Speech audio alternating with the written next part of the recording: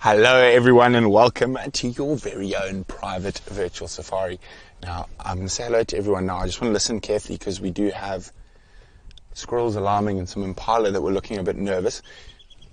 A very upset squirrel, and we are right in the heart of the Pixie Pan female leopard's territory. Let's just go forward a little bit to see if we can see the squirrel. And I've got a sneaking suspicion that Pixie Pan likes to move around quite a lot during the day during winter. It's quite cool, and she avoids hyenas and lions. So I think it's a good time of the day to look for her. And obviously our plan is to see if we can try find good old Pixie Pan. Now she isn't the most relaxed female, but that's one of the reasons we're looking for her. We want to spend some time with her, do some habituation work if we can. Now, of course, I'm sure you all know I'm Brent, but for the first time in a very long time, I have my good friend Brian and the Thumb on camera with me this afternoon. So the killer bees are reunited. Killer bees! I just want to just sit here for a second. That squirrel was in this area here, and while we're listening, I'm just going to say hello to everyone. Hello, Jojo, Barbara, Marion, Becky, Michelle, Noel, who unfortunately had her porcupine quill removed somewhere between South Africa and the US when she bought one of the sketches that James and I did for Wild Dogs. Joyce, James, and of course Velma, who I had the privilege of meeting with Joyce at the Belgian Inn last year. Now, quite often with Pixie Pan, you've got to sit a little bit longer than you normally would when checking for something.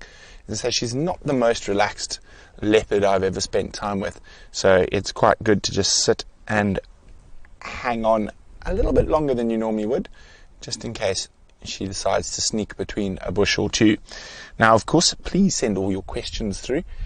That is what I'm here to do, is answer your questions and hopefully find you some animals. We're working the area, if those of you who've got your maps. We're just to the west of Leopard Dam at the moment, not far from where that female leopard had the duiker kill with the two cubs with her. And then just opposite us here, almost directly to the west of us, is where the two young male lions and that young lioness were feasting upon the buffalo with all the hyenas not so long ago. So a very, very productive area. There's the squirrel, but he's coming down. So you see the termite mound, Brian? I'm just going to roll backwards a little bit maybe. So on the peak of that termite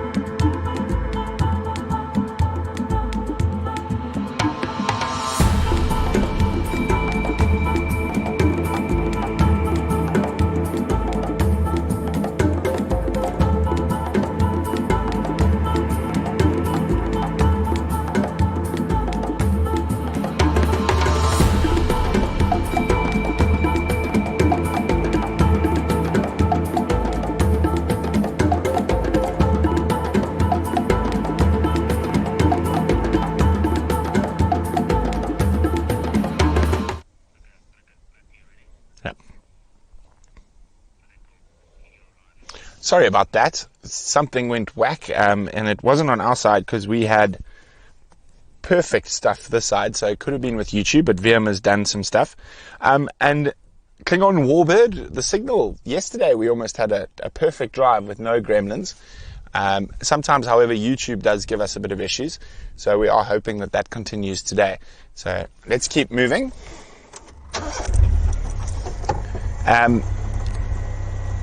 Now, I'm just going to pop off your questions here quickly because actually, do I have my map on here? I think it's, yes, it is. Where's it run to?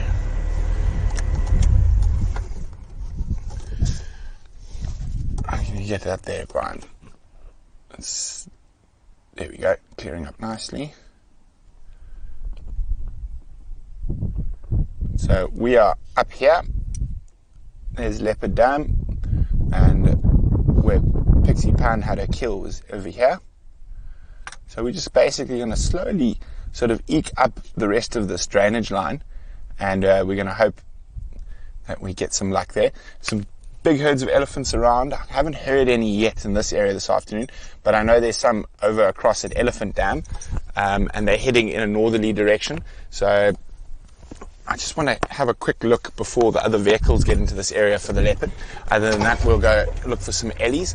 Now, I know you're not supposed to have favorite areas, but this area is my favorite.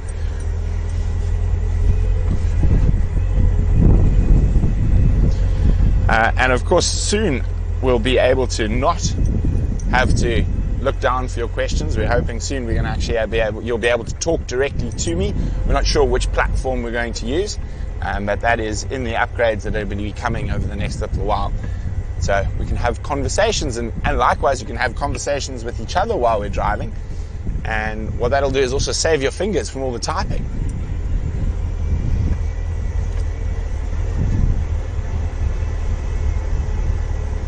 Yeah, keep typing. I'm reading all the questions myself, so don't worry. The nice thing is that with only 10 of you, I can skip back and go have a look. If I miss anything, just send me another reminder.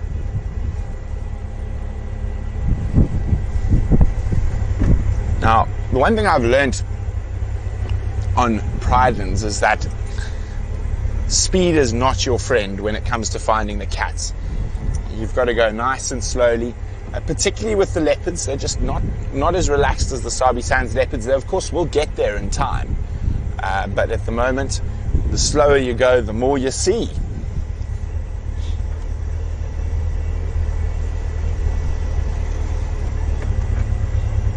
JS, we had a very nice drive yesterday afternoon. We were also working in this area, really keeping our fingers crossed that we find that female leopard with the cubs. We had a wonderful big herd of elephants. We spent about an hour with them. We saw a very unique elephant bull whose one leg is shorter than his other. Either it's like that from birth, or he damaged the growth plate when he was very, very young, but very strange. Maybe we'll find him again today. So we've got good ellies around here. We saw Edwina. Edwina is a horned female impala. We're in Edwina's hood right now. And I'm hoping that the leopards and lions leave Edwina alone. Now, I did hear some rumors about some wild dogs not too far from here, so we never know when they might pop in. And, honey badgers. We saw a mom and baby honey badger. We also saw some bush babies. So we saw quite a bit yesterday. Some birds, Birchall's cuckoo.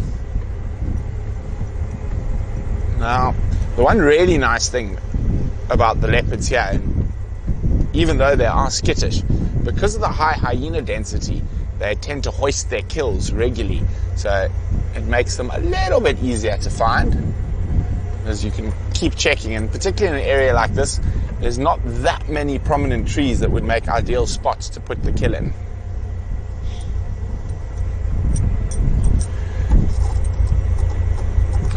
James, no. I can only tell you for a fact that the one Pixie Pan cub is a female. Unfortunately, I didn't get the best view of the other cub. I'm just checking here quickly.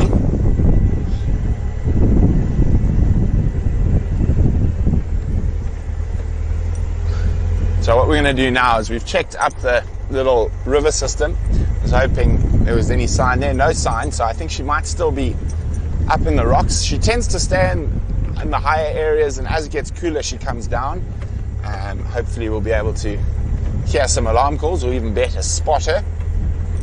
So what we're going to do is head up towards what's called the Western Rocky Ridge and see if we get some luck around there. Now, as I said, this area can be a little bit quiet on the general game front where we're heading now, But I think it's worth the risk if we do get a chance to find a leopard and cubs.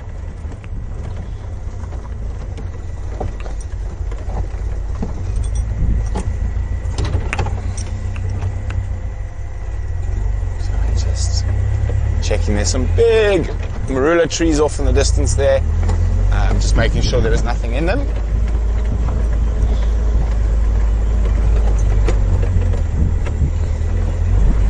Yeah, Ellies are one of my favorites as well, and I'm reasonably confident on Pridelands we're going to get elephants. We've got an incredibly good elephant population.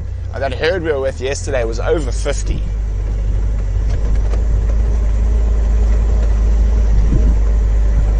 Becky, you may do what you want, whether you watch and listen or ask as many questions as possible. That is all up to you. Okay, so I'm just going to shoot along here quickly. Now this is going to take us to the sort of western boundary of Pridelands, where the railway line runs. It does mean we're going to be able to get onto the Western Rocky Ridge and traverse the whole Western Rocky Ridge towards the plateau and the crater.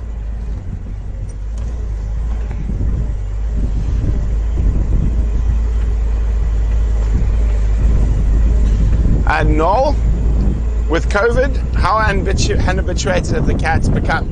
So in this situation, it's got nothing to do with COVID. It's to do that this area has got a very low vehicle density. Oh, let me just get a bit forward. We've got a big flock of birdies there, Brian. But first, let's see if we can get the southern black tit, who's hopping around. Very distinct call.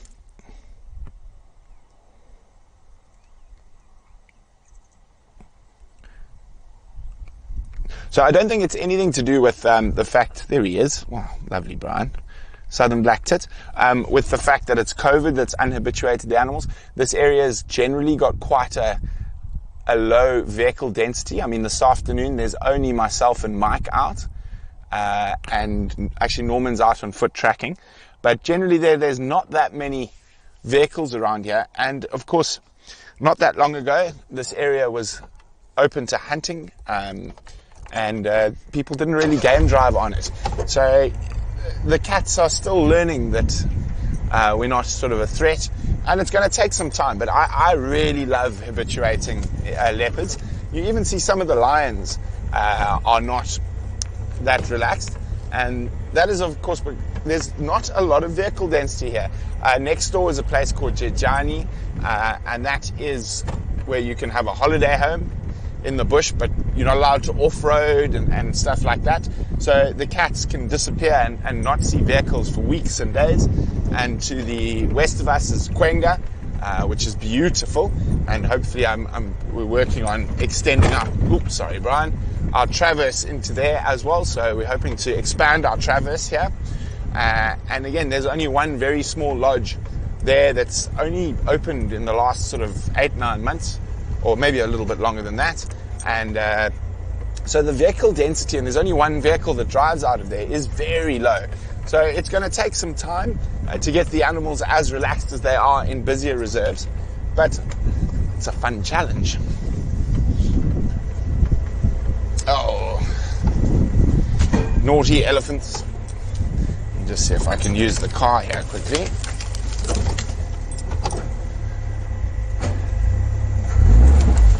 Nah, that's not going to work. We're just going to drive over it. Joyce, now that's an excellent question. How many leopards are there on Pridelands at the moment? Okay, so Joyce, I can tell you for a fact, leopards that I have seen with my very own 2 eyes. We have the pixie pan female. Okay, we're just going to shoot up the fence quickly. And her 2 little cubs. Shimungwe male, which I think you've seen with Taylor. We've seen him a few times. And he's quite a big male. He also hangs around this area. And then there's a little leopard that I've been nicknaming Twin Spot. He's got a perfect 2-2 spot pattern. Sorry, is this a car dragging a branch, or is it something else dragging a carcass? It is a car dragging a branch, unfortunately. I was hoping it might be a leopard dragging a carcass. I've lost my track. So we got Pixie Pan, her 2 cubs, Shimungwe, Twin Spot's mother.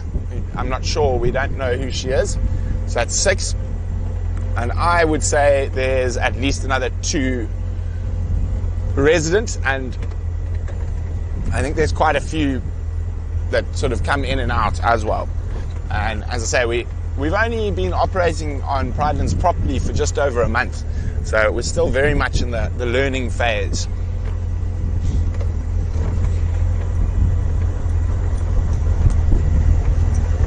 Okay, now there is some of these roads are very, as I say, you can see, as I said, this is now would generally be quite a main road, but you can see very low vehicle density. And because Pixie Pan can be quite difficult, maybe in the past not as much time has been spent in these areas trying to habituate her, but now with the EcoTraining camp up in full swing, and we and us driving here, I think we're going to increase our leopard sightings. Now, I did see a leopard today on foot with Norman, who's the tracking assessor and trainer for EcoTraining, and we're not sure. It was an adult male, and unfortunately he's in an area where both us and Wild Earth don't have signal, but we went and walked and tracked and found him on foot about an hour ago. We went down there desperately hoping that we would have signal, but we didn't. Okay.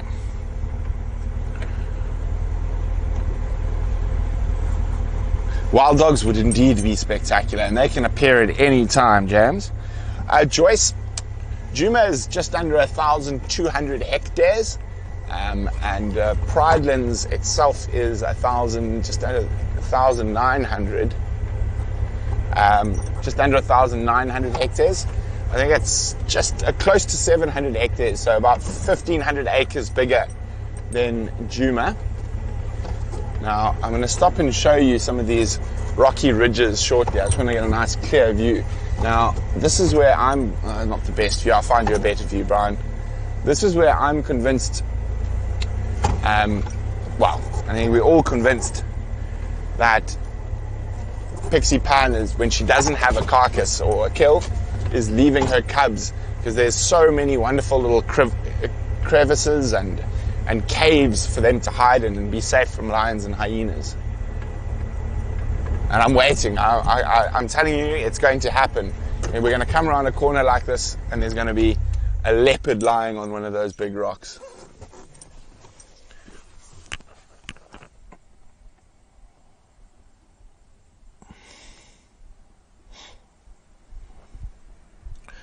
So there's one of those lovely, lovely, lovely areas. JS, no apple juice, just water.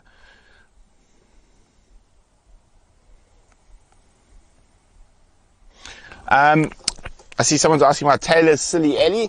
What's her name? Susan. I haven't seen Susan today, but she's around. I've had some interactions with Susan. Velma, is Pridelands open to the public? Can you rent a car and drive yourself around? No. It is open to Kruger, but like Djuma and most other private reserves, it is not open to the public. However, we are working on a deal that if you are in the Hoedspruit area, or staying in particular, you just keep a lookout, that we will be able to take game drives onto Pridelands. So there is some stuff in the pipeline with that, but so where you could say in the wildlife estate and go on a game drive in Pridelands. We are working on that, and that's very, very close to fruition. Obviously, once tourism is up. You see something, Brian? I saw you checking behind us there. Yeah, there's lots of leopard logs and leopard rocks up here in the Western Rocky Ridge.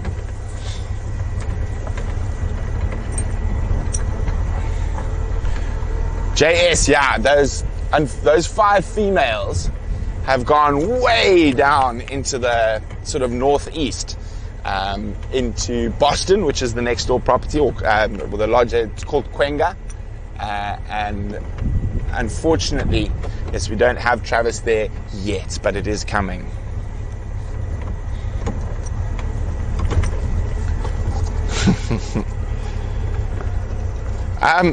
Michelle, the crater that's on the map is quite large.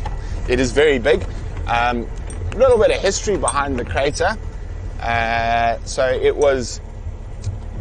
obviously, if you don't know, the airport here at Hoedspruit is actually part of the Air Force Base, and it's one of the longest airstrips in the southern hemisphere. It is a backup landing site for the shuttle, the space shuttle, if it misses its mark. And obviously the stone to build that had to come from somewhere. And the crater is basically where that stone came from. I'd say it's probably about 150 feet deep. And it's got a bit of history. So apparently during the 70s or 80s, it's a warthog. Looked far more interesting for a second. See him? Oh, he's going to run, isn't he? Gone pig. And it was used as the town rubbish dump for Hoedspruit. And then the previous farmer who had this property also used it as a rubbish dump. So there are plans, we need to clean it up a little bit, so we can't actually go in there. It's not very nice to look at. There's quite a lot of rubbish and stuff, but the process of cleaning that all up and burning some of the rubbish that's in there has started.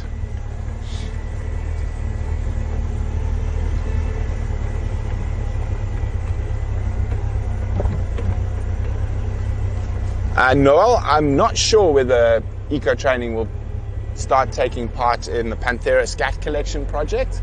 I'll ask them.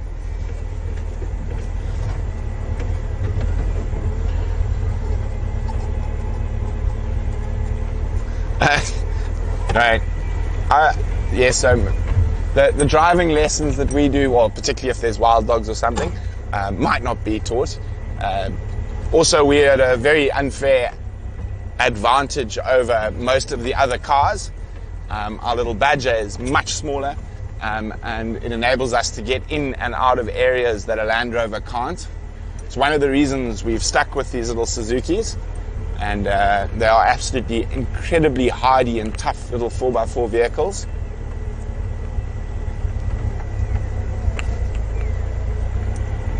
I hear an owl calling. Let's see, or it could be a fork-tailed drongo looking for a fight around the corner. It's been a bit quiet so far, but as you know, when you're out here, that could change at any second.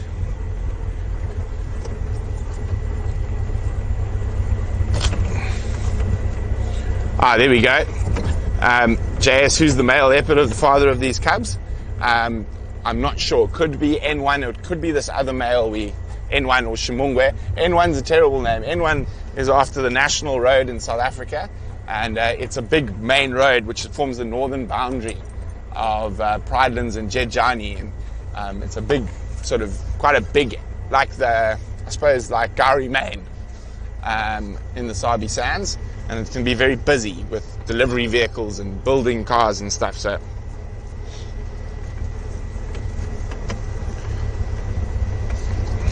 there you go. So James said he's seen pictures of Shimungwe mating with Pixie Pan, so he's a potential father.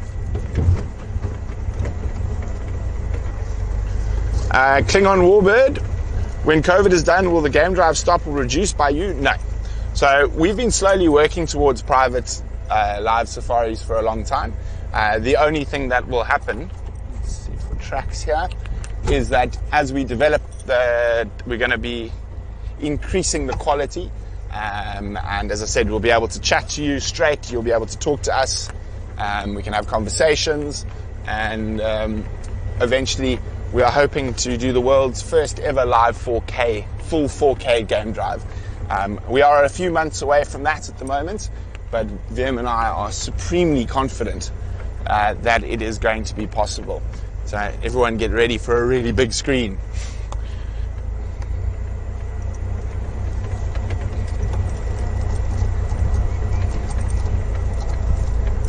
Thanks, JS. Well, your hearing and your sight, I'm actually quite lucky. I was quite worried about my hearing for a while. Spent a lot of time around firearms when I was younger, lots of bangs. So, fortunately, I learnt my lesson and put muffs on from quite a young age. My grandfather insisted because his hearing was quite bad. And we're just going to bump past this massive tyre that is used to drag the roads. But yes, but your eyesight, you'd be amazed when you first arrive in the bush.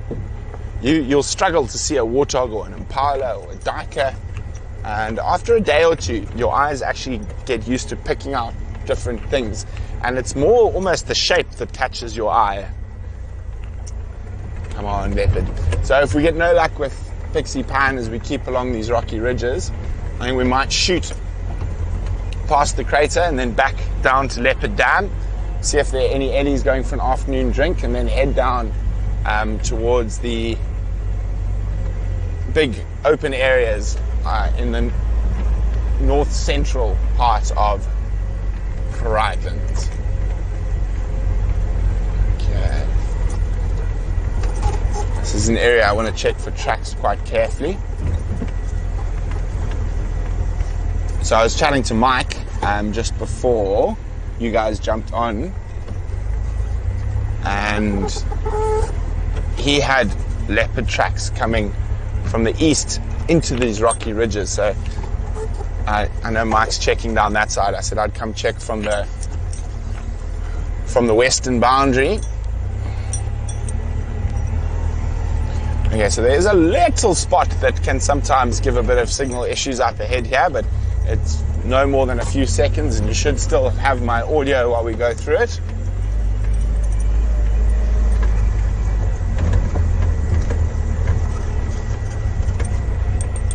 Now, we tend to do things, as I say, quite a lot slower than normal game drives. As I say, especially because I know how much you guys love leopards, so I'm really, really working for Pixie Pan, and at this time of the day she might be sunning herself up on one of these big rocks. And there's a little road that just goes around the back of these rocks. So with the sun coming this side, if she's a bit hot, there'll be nice shade, and the cubs might start getting playful at this time of the day. So I'll stop now so you can have a look at the back end of the rocks. There's some beautiful large-leaved rock figs that sort of make ideal little hiding spots.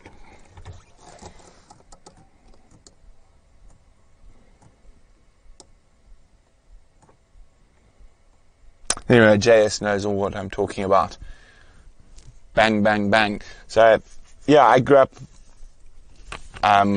in the bush and on farms, and we always had firearms for culling, for farm management, for all sorts of stuff like that.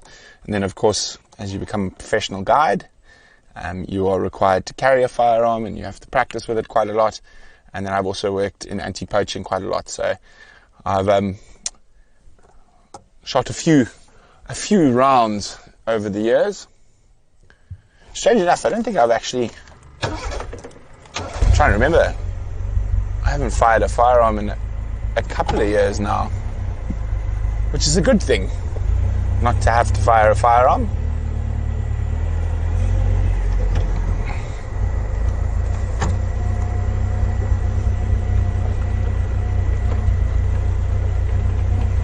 Now, there's that old adage, the harder you work, the luckier you get, and that's what I'm hoping for with Pixie Pan. And I think I come look for her every single day, and I've seen her twice in the last couple of weeks. I've found lots of sign of her. I'm pretty sure Tristan and I were tracking her, and Ali actually were tracking her on foot, and those tracks were so fresh. I think she saw us and then changed her direction to hide from us. As I said, they're not as used to a lot of the other animals as being tracked. So we're just checking through here, and Brian will show you there. There's quite a lot of these little pinnacles and whatnot, And of course, one mistake a lot of junior guides do is they drive too fast and they don't switch off enough. Even if there's nothing to see, just by switching off your vehicle regularly, you give your ears a chance to pick up on the smallest thing. It could be a testicular alarm call.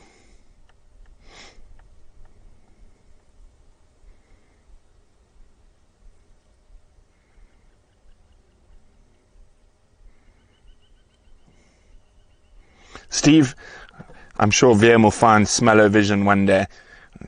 Oh, what was that? Hornbill. Okay. Let's keep moving. Let's try find us a leopard. And if we have no leopard up here, then let's go find us some elephants.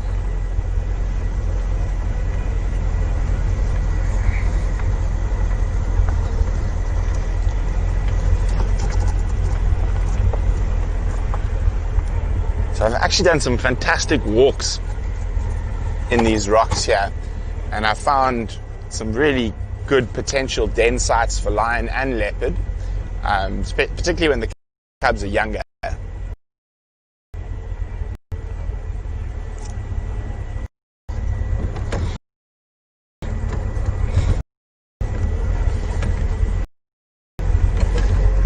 Noel, definitely founded by VM, but probably sold by Brent, Smell-O-Vision. I'll leave all that black, I call VM's black magic. The fact that we're taking a live drive with almost no cables connected and no massive aerials everywhere. Yeah, VM's black magic is what I call it. Now, VM, quite early on in our when we started Painter Dog TV, VM basically says, if you can sell it, I can make it.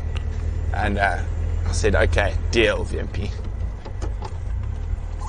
So I was just checking. So such great leopard spots up here.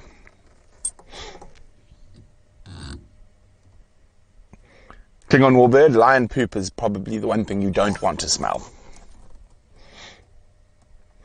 Velma, what's the most unusual thing we've seen on Pridelands? Probably that elephant with the one leg shorter than the other. I would say that is definitely the most unusual thing I've seen on Pridelands so far.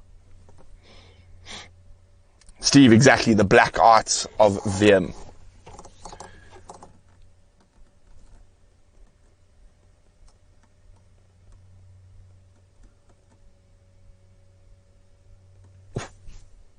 Do you hear that? Okay, I'm just going to unplug for a second, guys. I will make sure you can still see me. I'm just going to take my microphone off for a second. Oh no, I've lost Xander's fluff. I'll be in trouble.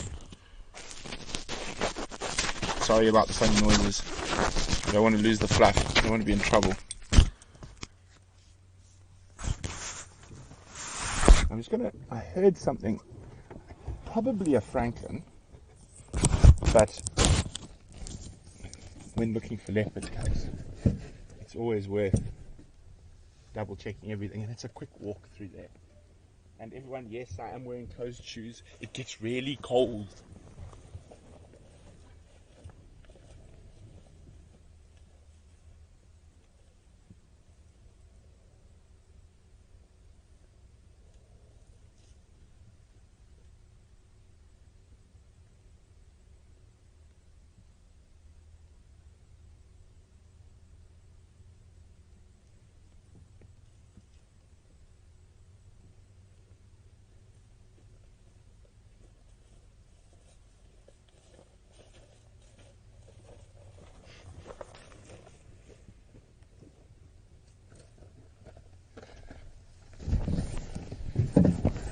Oh no, I've pulled VM's connection out.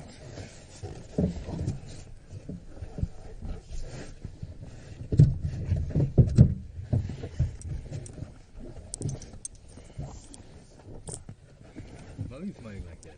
What have you found? I found something. I have indeed found something. But unfortunately it's not a leopard. But it is actually an animal we don't see too often on Pridelands, and I'm actually quite surprised to see them all the way up here on the rocks. Now let's see if I can get you a view. She moved. Okay, let me go forward a bit. Maybe I'll get you a view now. It was only Nyala, mom and a small baby. I knew it didn't. There she is. Let's try to find a gap.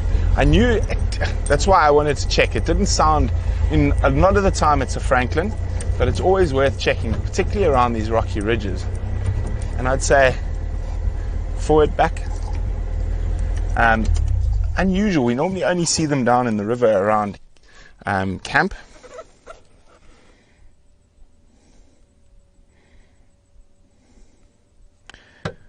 Steve, the Ellie's leg is, say, a good 10 to 15 centimeters shorter than the other. JS, no, I won't have an oh my word moment. Although you're more likely to have oh my word moments with leopards than lions.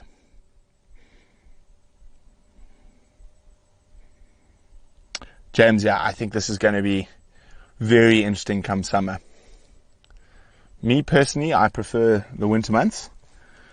From a tracking point of view and the ease of finding animals, and particularly when you're habituating, because when that thick summer foliage is up, it can be quite difficult.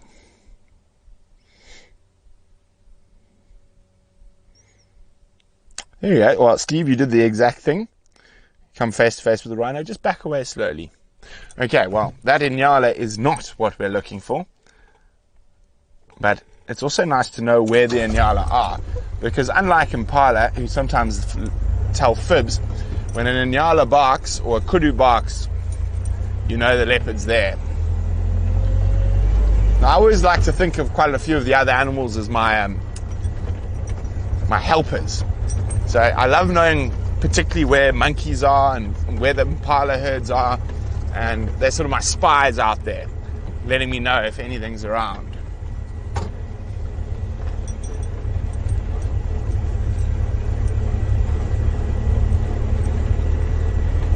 Now this is actually just in here is where Tristan and I feel we were so close on her, and she just did the sneaky on us when we were on foot.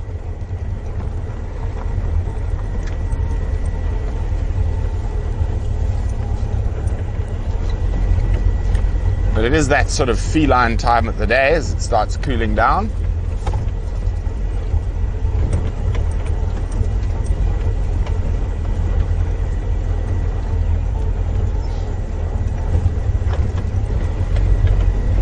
We're going into a little red patch. It's coming back up, but we might have a little bit of break up through here. I just need to shoot through here to get to another good spot, but I think it should be okay.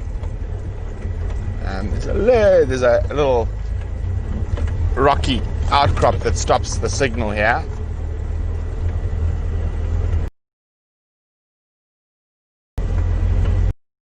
And I've got a little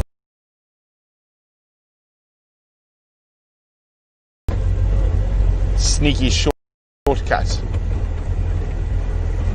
to get back into signal.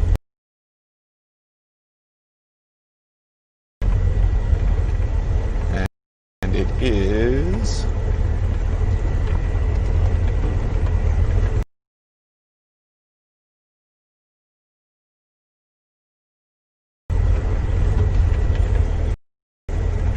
coming up.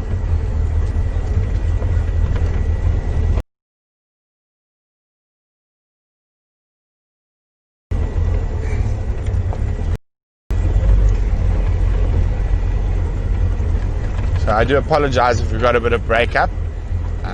This is one of the spots we're looking to add a repeater to cover this area. Now the elephants have pushed a tree over my sneaky road, so I'm just going to have to make another one.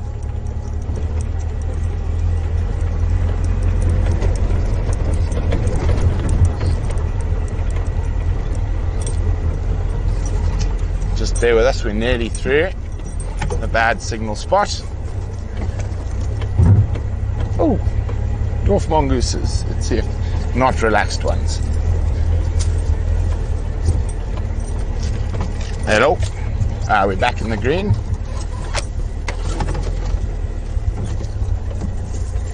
There we go. Back in the green. We should be back now. Sorry about that. There's one little spot there that unfortunately there's no road to avoid it. But I don't want to leave this area. So we're actually on the southern side of the crater. Just got to go over the big bumps here. And this is where I think Pixie Pan is keeping her cubs at the moment. Watch out there, Brian. There's a branch coming, and there's a flat tire log on the side, so I have to go quite sneakily.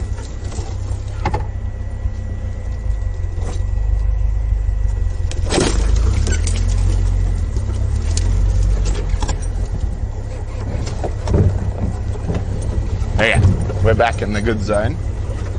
So this is where I think Pixie Pan is hiding her cubs, somewhere in these rocks here on the edge of the crater. Yes, if you're not a bug person, winter is the best time to go on safari.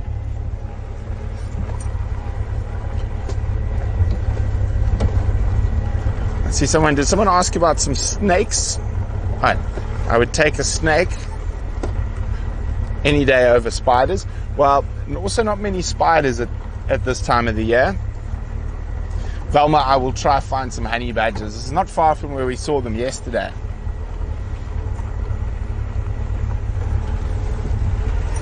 So when they obviously dug the massive crater to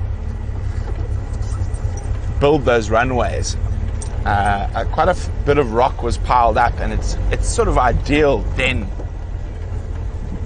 den site country. I'll show you some now. Let's just get through this little spot.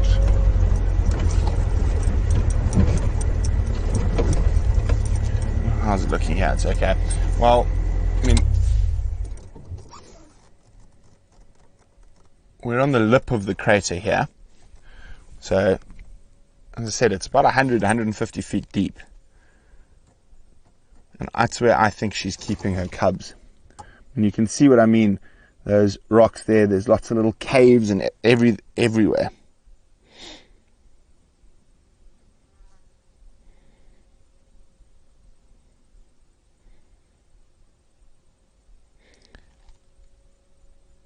Becky, there's actually as we leave Pridelands to go home, there's a black mamba that's given us quite a few frights. He likes to sun himself right where we take the corner. And the once I jumped because he suddenly popped up right next to me. What other snakes have I seen? Oh, we've seen a puff adder here quite recently.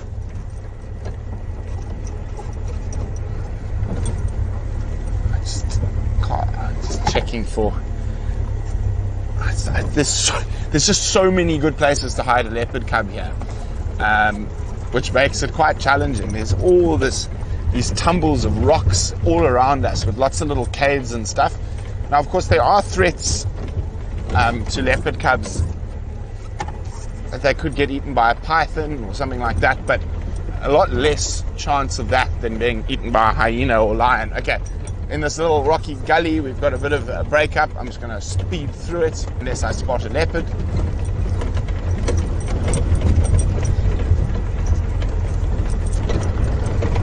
Okay, we should be back. What did you see? It's also a good spot for clip springers here. You get quite a few little clip springers around this area. So we are at the plateau, or as the Painted Dog crew like to call it, Charles's Hill. I'll show you Charles's Hill now. So we are, as I said, we are constantly working on improving everything, and this is actually possibly one of our repeater sites. And Charles made a bit of a fool of himself trying to come down the hill. I, of course, was at the bottom with a camera, could not help but film him coming down. Might have to put that out somewhere at some stage.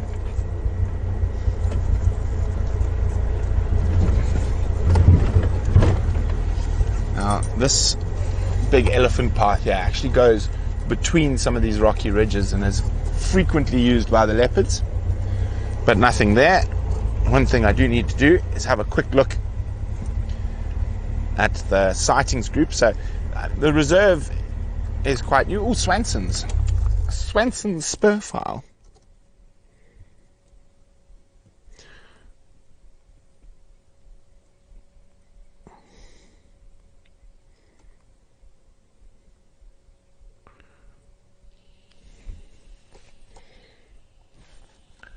Very, very pretty.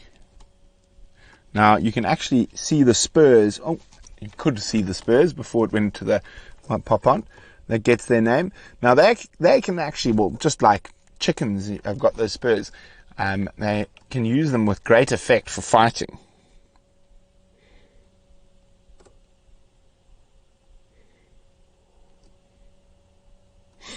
Yes, maybe that snake does wait for me on purpose. So the other morning was with Zander, and we were ready for him. We had a camera on a long pole, and we came around the corner with the camera out, and he wasn't there that morning. He waits till I'm not concentrating generally, and then he pops out.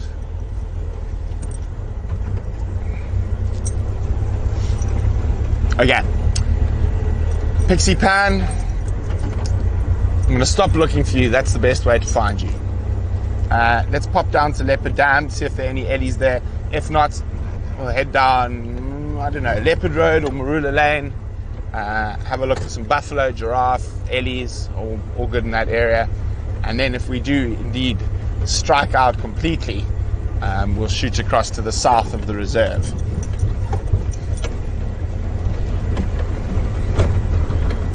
So those elephants should be coming north, so we might actually catch them on the way.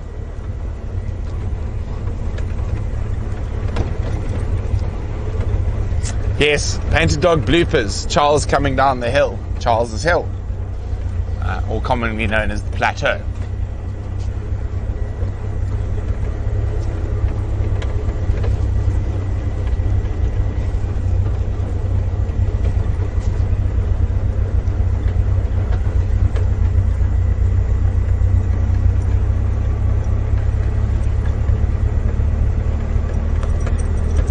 Amazing how the lions just disappeared with the buffalo. So there was some big herds, there's some nice herds of buffalo around, and we're inundated with lions. And then of course the buffalo moved off and the lions have followed them, but I think they're going to circle back towards this area soon, so we should hopefully be getting those prides of lions back and those nomadic males and the big boys.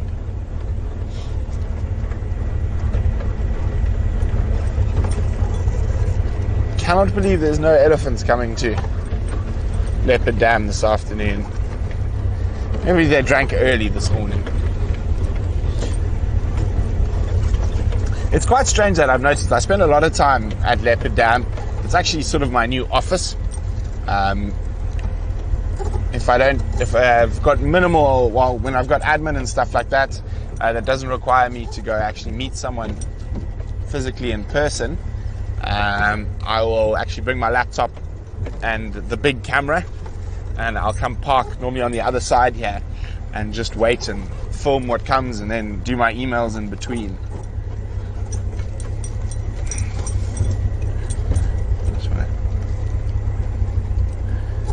But today there was nothing. Oh dear.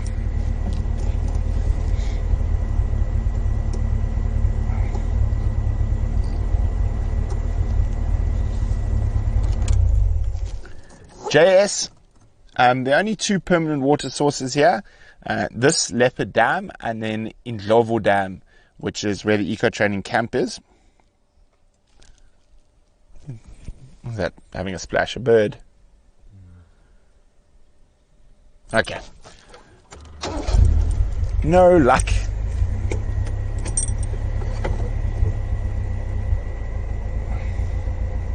Oh, thanks very much, James. Noel, how have cheetah in the area adapted to hunting in an area that isn't open, say like the Mara? Now, one of the biggest misconceptions about cheetah is that they need open area to thrive and do well. Now, the healthiest cheetah populations in Africa are actually in mixed bushveld rather than in open plains. There's quite a lot of different reasons for that, but one of the most important, or if not the most important, cheetah population in Africa is the meta population, and that has the most genetic diversity, and that means that the healthiest, and that is the Greater Kruger. And it is not a place of open plains, it's mixed mosaic bushveld like we're saying here. There are some open areas, but most of it is not open, and cheetah do very well. Now, the country that's got the most cheetah in the world is Namibia, and again, not where you would think. Actually, quite a lot of them in the Mopani Veld, so yeah, they do perfectly fine here. Just before we started traversing here, there was a female who had 5 or 4 cubs, but she lost 3 of them, and then she's moved off to the north. But I'm sure she'll come back.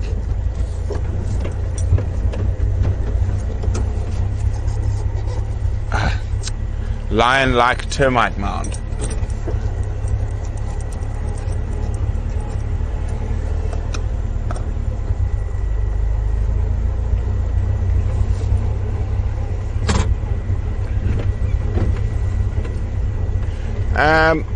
Velma, yes, all the migrant birds have left. Now, oh, there we go. Now we got some nice fresh elephant tracks going down the road. Okay, that's good. It looks like some bulls. Let's see how fresh we are. Not bad, not bad. Not too many bird tracks or anything over them.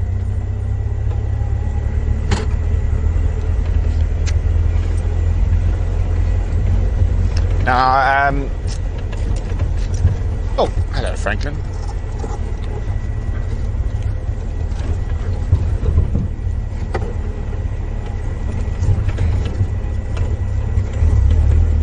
No, well, they won't do anything about the blue-green algae in the dams. It's completely natural, and because blue-green algae only really becomes a problem when it gets too much nutrients. So, and that's when you get an algal bloom. Now, a proper algal bloom, the algae actually becomes noxious to fish and to other animals, crocodiles and things like that. And that's generally when the algae has been not tampered with, but it's taken generally fertilizers from commercial farming, and there's no chance of commercial fertilizers flowing down into these water holes, so no need to worry about the algae.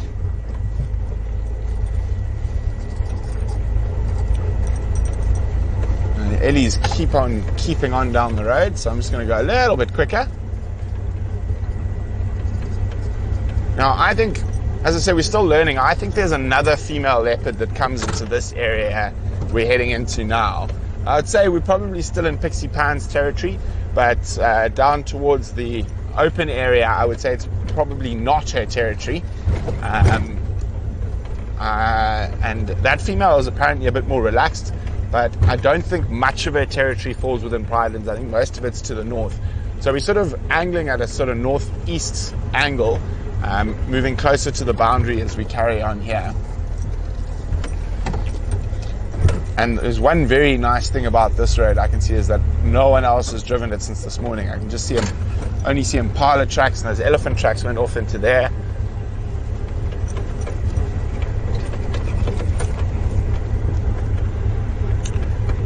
Barbara, it is absolutely beautiful scenery. I'm going to show you some awesome trees shortly. This is Marula Lane. There's lots of big marulas on here, but I've got a favorite tree, one of my favorite trees along here, and it's that one there. It is an ancient and not too healthy jackalberry.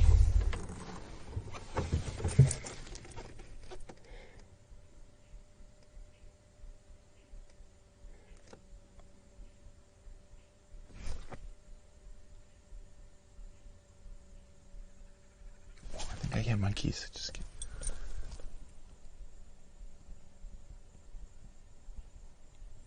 Oh, it's far away. Maybe I'm imagining things. So here is one of the big marulas of Marula Lane, and then that ancient jackalberry. James Izawini has not been seen since the last time Taylor saw him, but I'm hoping to get to meet him soon. Okay,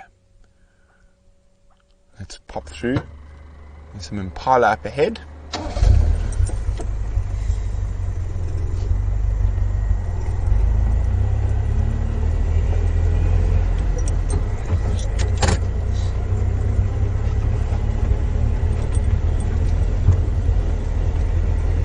There we go, you can see marulas after marulas after marulas in Marula Lane. Hi boys. Oh, and zebra. Let's go forward.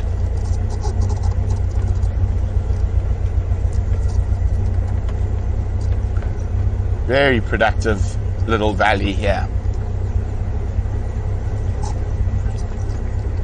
It's like a young zebra. I'm just going to get Brian on the right side of the light. Oh, gorgeous.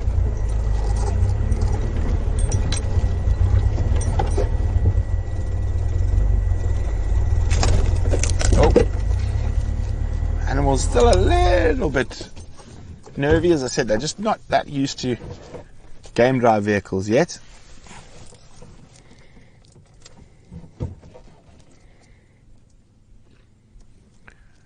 It looks like a... Oh, sorry, my cap again. Looks like a young zebra stallion. Waiting till he's a bit bigger and he can challenge for a harem of his own. Bar Raid is indeed very exciting, and I can't wait to get to know this area properly. I've been walking quite a bit, and I'm sure the more I walk, the more little secret spots I'll find. Those old trees are just spectacular. There's some, I really want to show you, there's some nice dead leadwoods up ahead as well, a bit further down. JS, yes, indeed. Zebras can be absolute bastards, as you know, they can be very, very mean. But horses can as well. Generally, with horses, we control their sort of breeding and stuff by separating them and that. And I think if horses out in the wild would have a very similar temperament. Oh.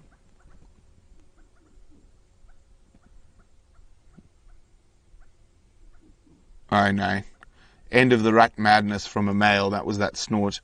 I was hoping. Oh, what was that? Red-billed oxpecker. Haven't seen yellow-billed here. Velma, if we find an injured animal in Pridelands, will you help? It depends. If it... Oh, there we go. Just go back onto the oxpecker. I just want to see. Sometimes you get yellow bills on... Oh, it's disappearing now. On zebras, but no, it's a red bill. So it completely depends on what the injury is and what caused it. Generally with human intervention, yes. But again, it depends on the species. So a snare on... Oh, sorry, Brian.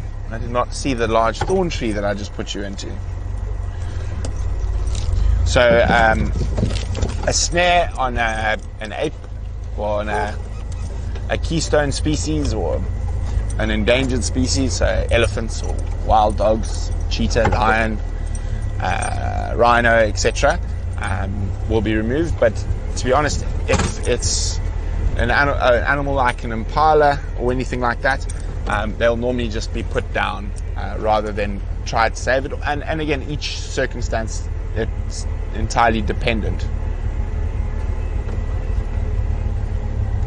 Okay. It's a very big herd of impala, spreading quite far.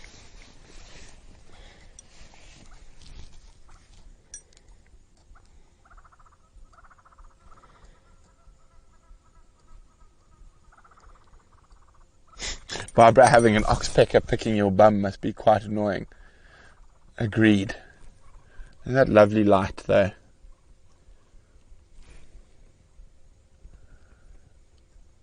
Now, where's Pixie Pan when you need her? She doesn't have to catch one. She just needs to be spotted by one so we can spot her.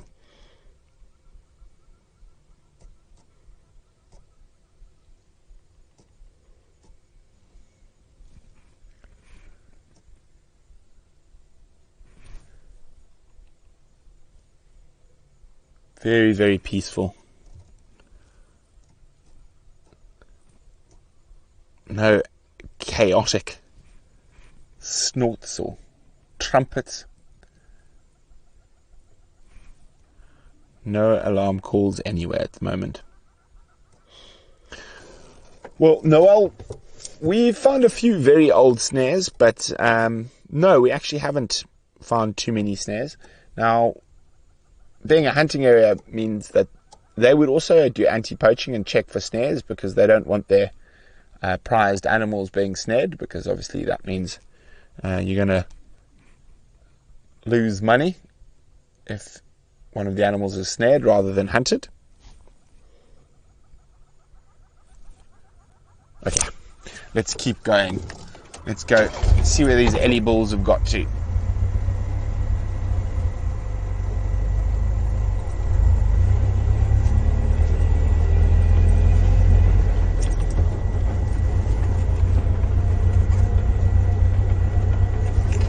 There. He's gone.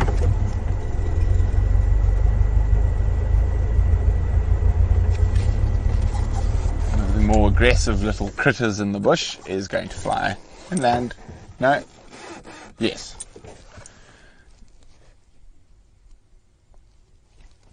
Here you go. Fork-tailed drongo. Quite nice and prominent is fork. Now, drongos are actually part of the flycatcher family.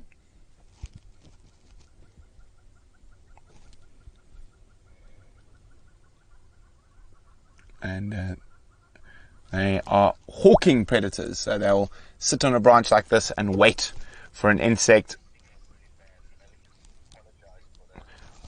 Okay, apparently we do have a bit of a signal problem here. I'm going to keep moving.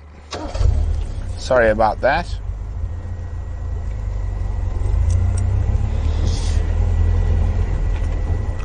So, Noel, you don't actually... Oh, sorry, Brian. Have to repopulate a hunting area. So quite often so instead of lions and wild dogs and everything eating everything, the animals will be taken off by humans. So the animals are always there, and the elephants, buffalo, lion, leopard and all that came back all by themselves. So we're just going to shoot through this area. There is a bit of wonky signal, sorry about that.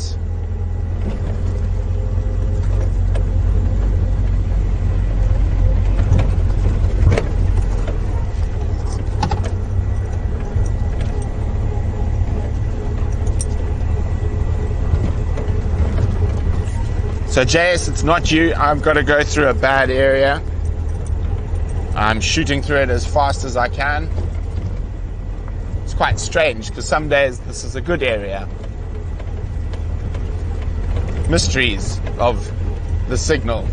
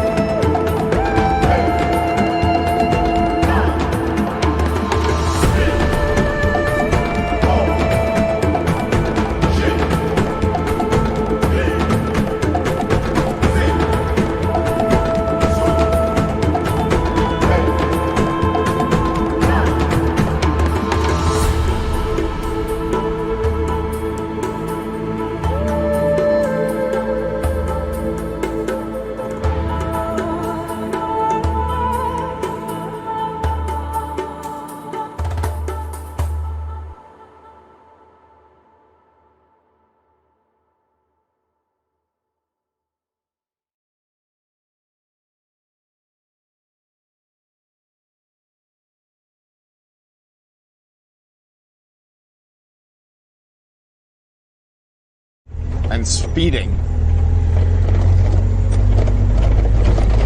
I mean, this is where we did that whole look at the beautiful colors sunset, and it was full green yesterday and it's red now.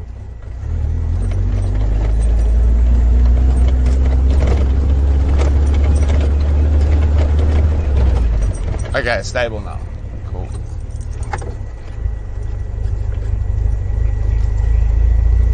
Yeah.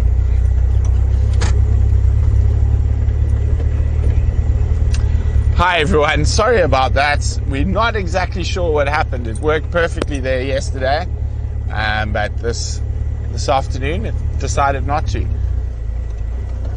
But the joys of life, so don't worry, we're going to keep going.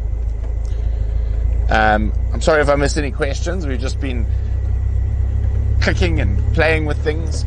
We're not sure whether it was on our side or on YouTube's side or on the Gremlin side.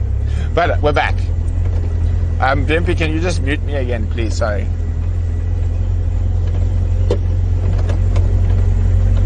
Sorry. I like the sound of my own voice, but not that much. Listen to it twice is a bit much. Okay, so we're actually back at Leopard Dam now, and we're hoping that there is something. Oh dear.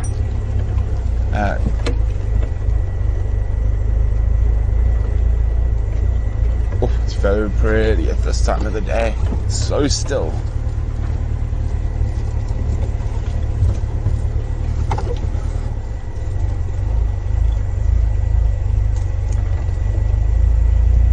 Okay, I'm just gonna get ourselves in a good spot where we could see all the potential drinking spots for big cats here. I'm just gonna stop and listen for a second, and I'm gonna grab your questions.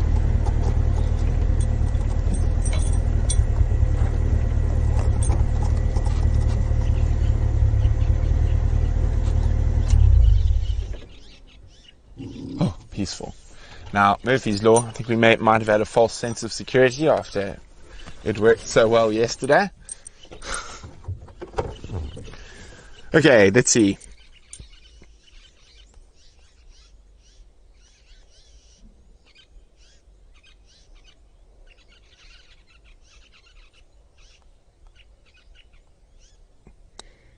Okay, we're back.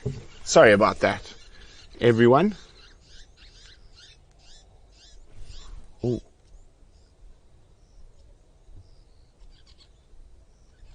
It's the magic time of the day. Now, it's been quite warm today, so there's always a chance one of the kitties is going to come for a drink.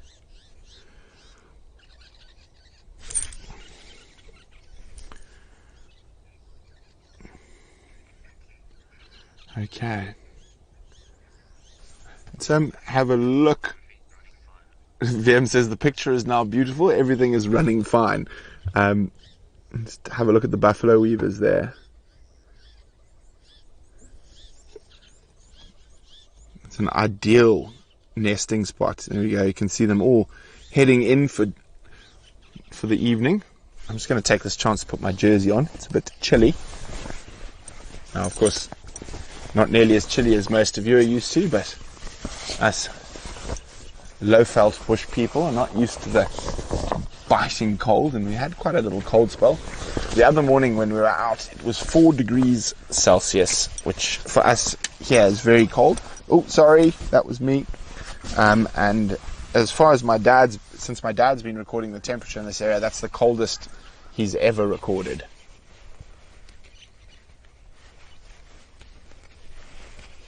Oh, there we go, that's much better. A bit of warmth.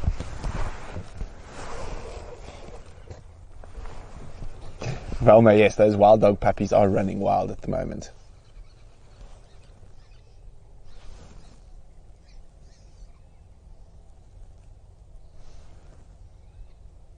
Come on. I want to hear a bark of an inyala or a kudu.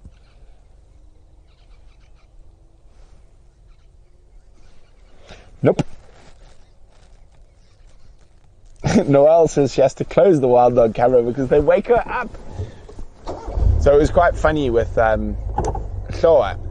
When we first put up the camera, and before the pups even came out of the den, all the squeaks and noises, Shoa is my Jack Russell, used to get her going. Now she just ignores them.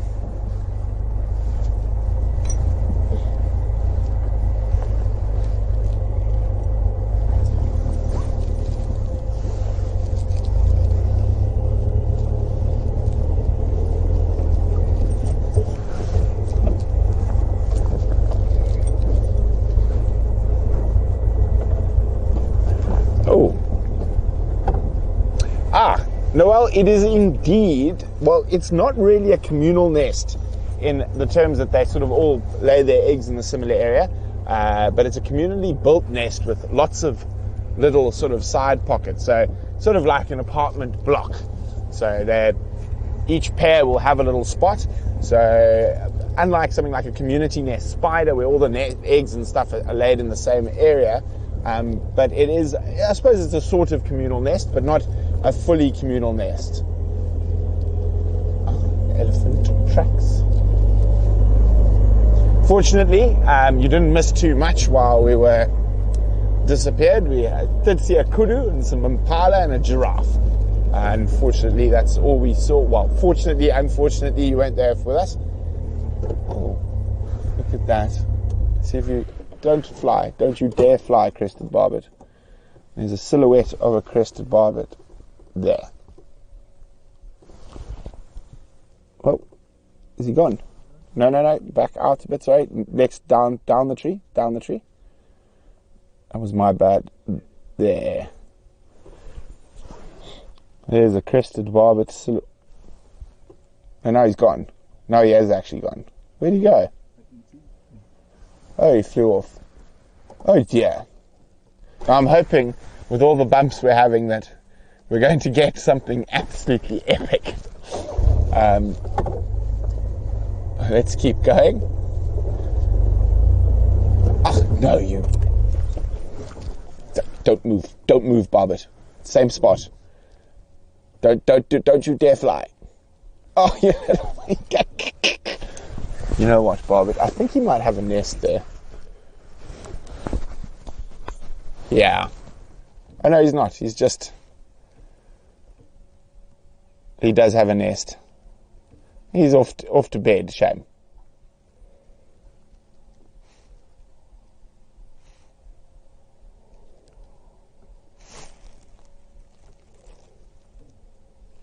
Noel, my pleasure. Did he pop inside? No, he's gone to bed. Okay. Bye-bye, Barbet.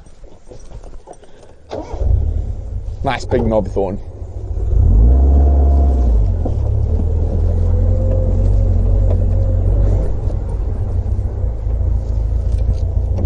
So we're going to move, if you guys have got your maps, we were down at Impala Plains when everything went haywire. So we're going to move towards Olduvai and Red Earth, which is an area which is very pretty and very productive. I haven't seen there's a group of about 6 or 7 buffalo bulls that like to hang out in this area as well. I haven't seen them in the last little while. Now actually, I forgot yesterday. I'll chat about that when it gets a bit darker. He did listen, JS.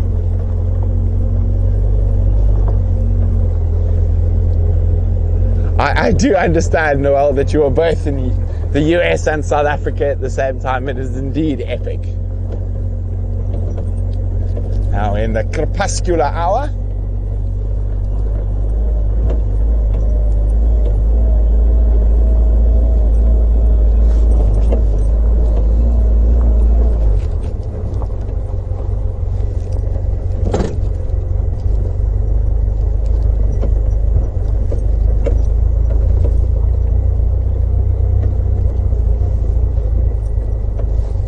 Go check these little drainage systems, little erosion patches that are great hunting spots.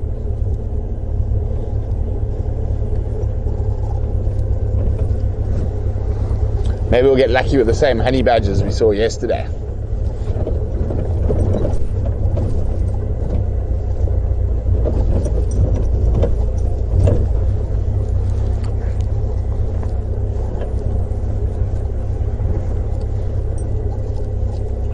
It's nearly time.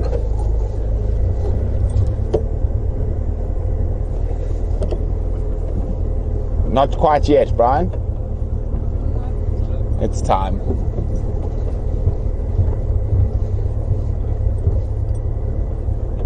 Our lovely little lead lenser lamp.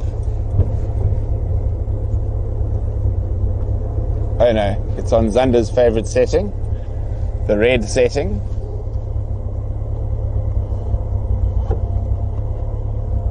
And we probably need to take it down. Where's the down? No, we don't want to make it flash. Yeah. What if I don't know what I'm doing. Is that not bright enough?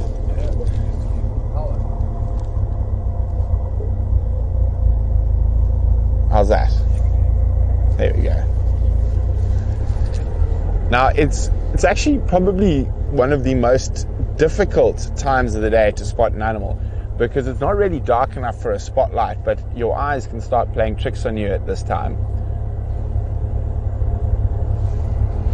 Let's see, there are some sort of darker spots in this little area I want to just have a quick look at. So we use these big lead lenses, which are incredibly powerful torches, to shine, but once we find the animal, we switch to a duller yellow light spotlight. Now you might hear a train going past now. It's very loud. That train track goes through the middle of our little town of Hoedspruit.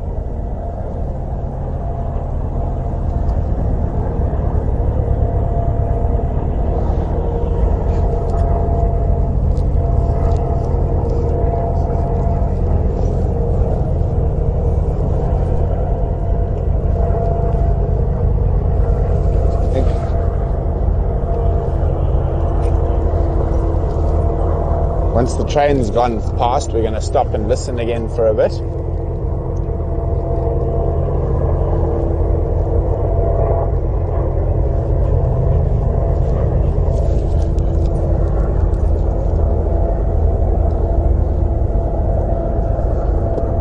Here we go. What's the most unusual vagrant bird species that you've been seen in and around this area? Well, I haven't. My house is very close to here. Probably a barred cuckoo. Sorry, not a barred cuckoo, thick-billed cuckoo. That was a couple of years ago. Probably one of the stranger ones I've seen in this area. But having not been here in summer, what was that? I think it was a bush baby. Let's get a bit closer. There are a huge amount of bush babies.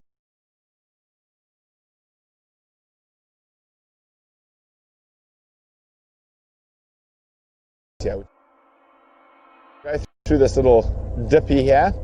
It's a bit bumpy, and we might lose signal for a second, but it comes back very quickly once we're through.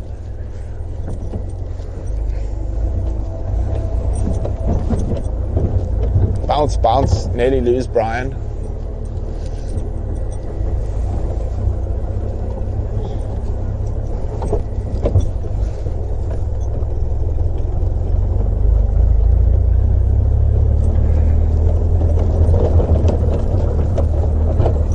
Just want to get up on top of the hill. I see the bush baby right next to us. Are we green? Yes. See him? Let me just go maybe forward a bit. Oh, he's moving. He's going to jump. Jump! Oh, of course, to the back of the tree. Let's try see if we can get another view of it.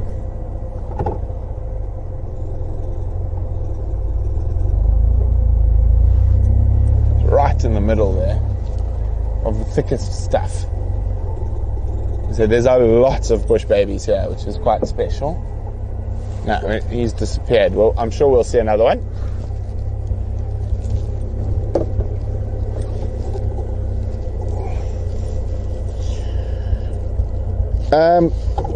Best time for an animal to spot prey?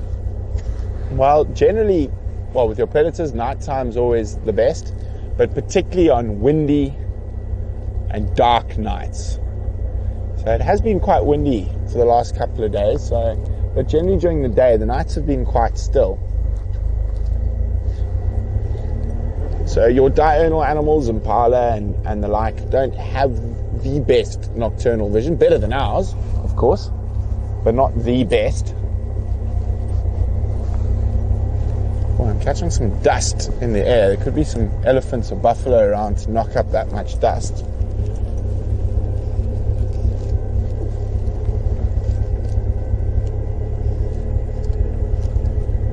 I'm just going to pop down to this open area on the edge of red earth here and have a little listen. So a little check around.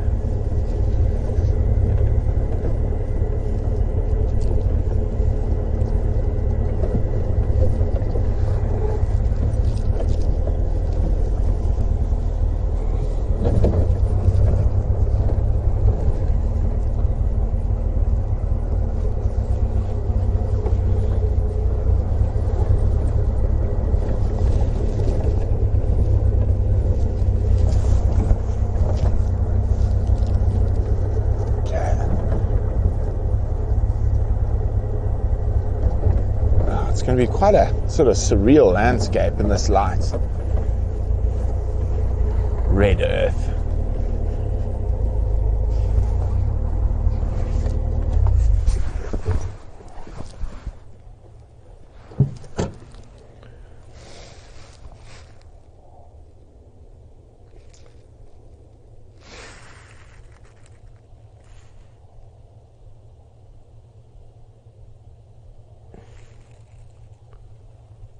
A favourite hangout of Edwina, the horned female impala.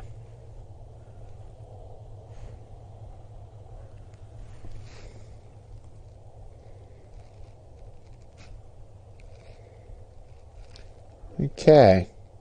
Do we get chameleons here? Yes, we do, but unlikely to see too many at this time of the year. They'll be hibernating, probably in a hole or under a rock, strangely enough.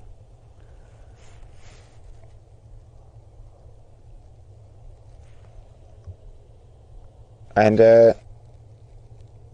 is the train a danger to animals? It is. It actually has a speed limit when it goes through the reserve. It doesn't go through Pridelands, but it does go through the northwestern part of Balule.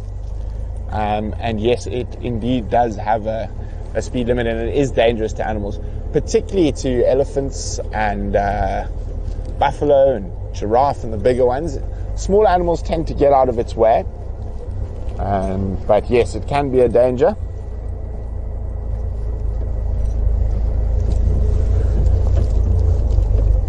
Oh no, I did red again. Oh goodness, oh dear, there we go.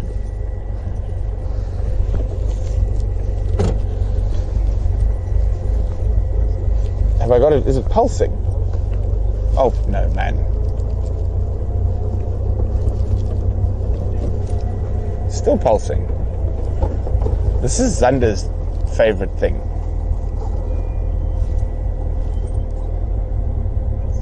I don't know what's going on. I'll try the other one just now. Let's just get through here.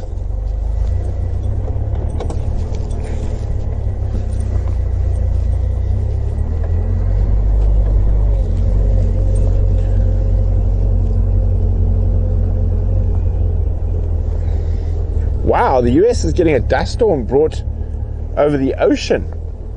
That's incredible. And I see trains can be a problem for your grizzly bears. That's very sad. I hope to one day come see some grizzly bears. I've seen a black bear. I can't remember the name of the island now. But it's the first island if you're going from Seattle on the ferry. I can't remember the name of the island. Velma, where are we on the map? We're just to the west of Red Earth. We went where you guys might have got a bit of pixelation and stuff was Olduvai, the deep little dry river system we crossed.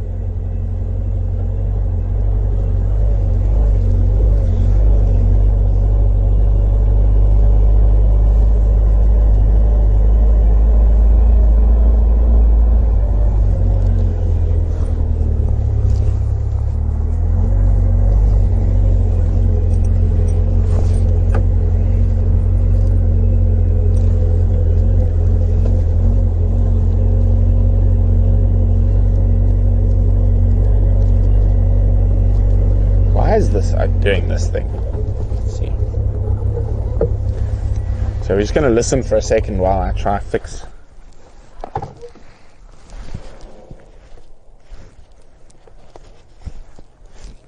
Oh no, now I've got all the torches making all the flashes.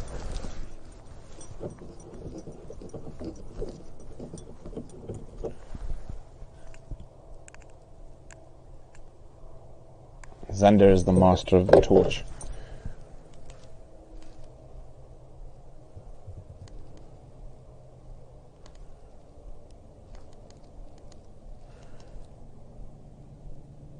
Okay. Now it shouldn't be pulsating. Where's the...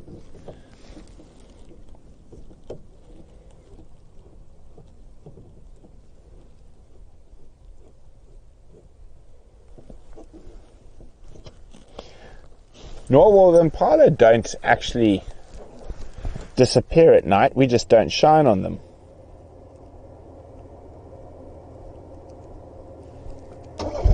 How's that, Brian? Better? Not having a disco game drive here.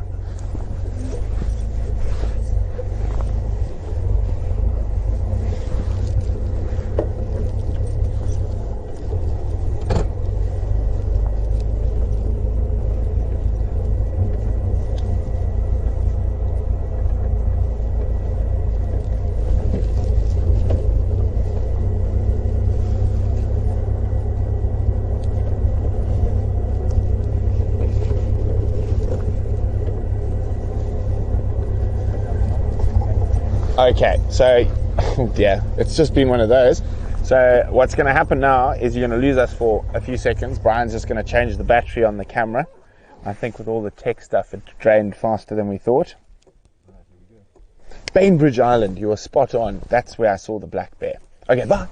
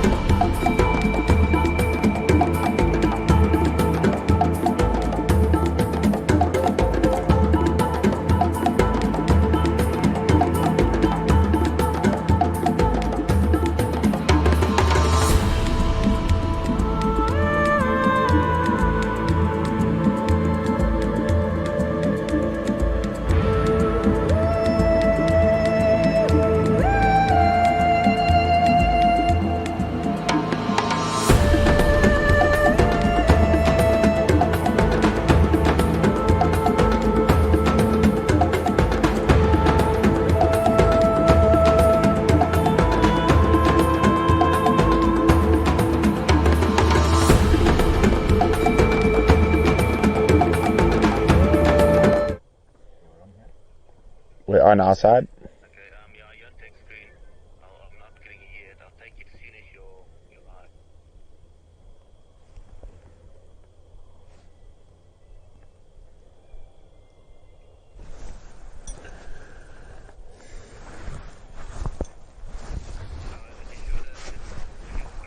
Yeah, it's on my screen. Moving, okay, I probably just rewind it in.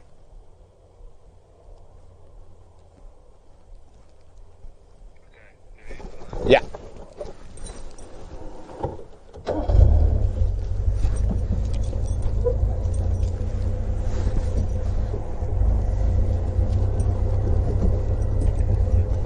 Okay, there we go.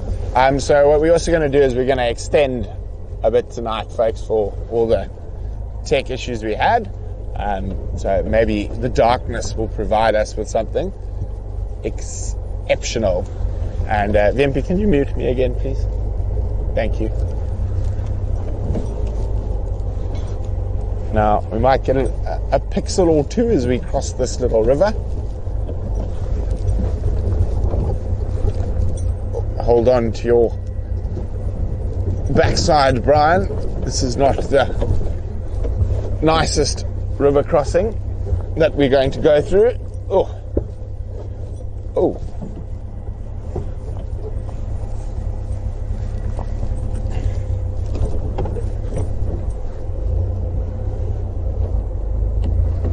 Hold on. I'm going to have to get some speed up here. It's a bit of a wonky one. Oh, there we go.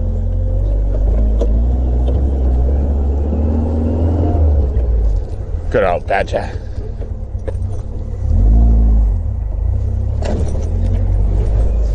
Okay, yes, Bainbridge Island is where I saw a black bear. Thank you so much.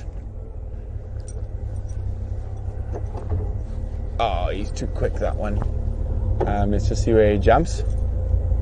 We can get a better view. You got him there, Brian. Ah, he's oh, he's gone up. No way. We're going to catch... There's so many bush babies here. Let's see if we can get one a bit closer.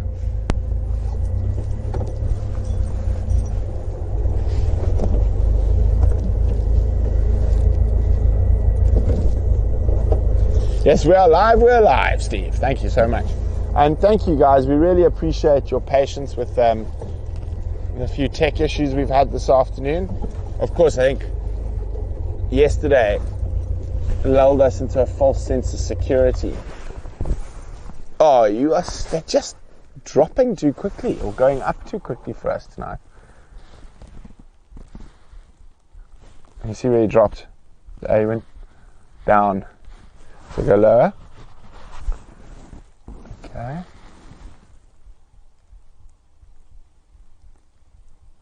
Where are you? Up a little bit. And that back there. The bush babies are really not playing along tonight.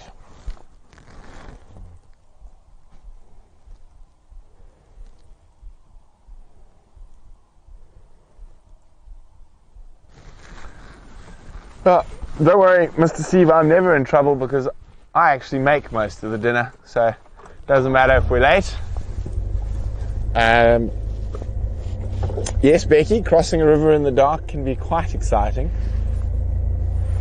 I'm hoping we have something far more exciting like a spotted cat or a hyena. So the den wasn't active earlier, and then it was active when Mike went back.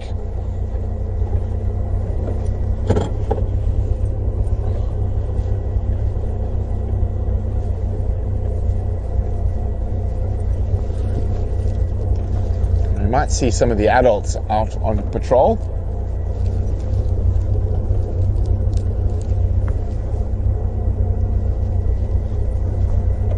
Haha. What have we got there? What is around the corner? I see some eyes. Oh.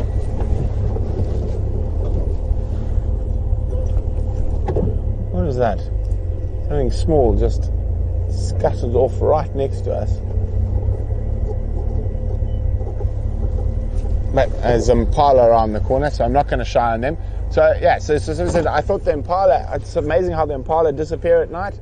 They don't, they're around, but we don't shine on them because the torch will blind them for a few seconds, which makes them potentially vulnerable to leopards and lions.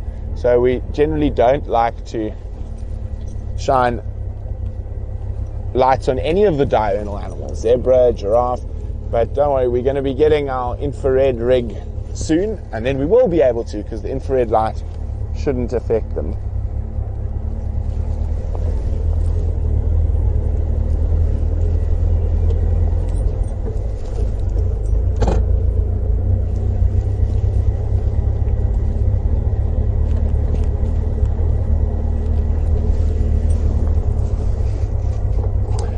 Yes, bush babies do live in groups, in little family groups, and I don't know what the collective noun for bush babies is, but they do live in little family groups, mom, dad, and the youngsters for a while, but obviously the youngsters will disperse at a point.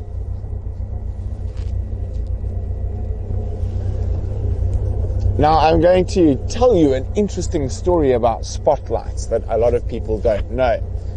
And a lot of the people who enforce some of the spotlight rules don't even know the reasons that they exist, which I find quite funny.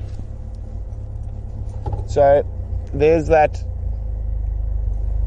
very good reason why you don't shine spotlights on little leopard cubs, lion cubs, and leopard kills on the ground, etc., etc., etc. And those rules all sort of originate out of the Sabi Sands. So, can anyone guess why that is? And where those rules come from? And do you think those rules apply everywhere? Now, it's quite an interesting discussion. And what happened is a lot of those rules were made probably in the 90s, mid-90s, when the guiding industry started sort of getting its act cleaned up a little bit. Well, not cleaned up, it was changing, it was developing, it was growing. But yes, so quite interesting that those rules are now used as blanket rules in a lot of places of Africa.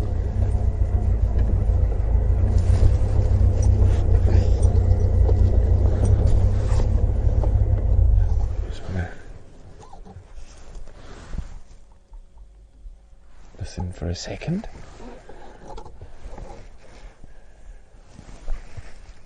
My pleasure, Becky.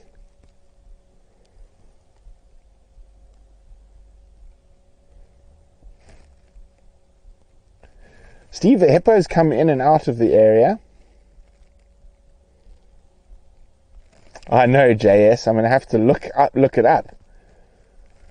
Now, that's one thing you must learn as a safari guide. And when I was doing some training and stuff, it was a thing that drove me nuts. People guessing, busking, as James Henry calls it. If you don't know, rather say you don't know and I'll go look it up. Don't make it up as you go along. Although these days, I think people just Google. I'm not going to say anything more than that.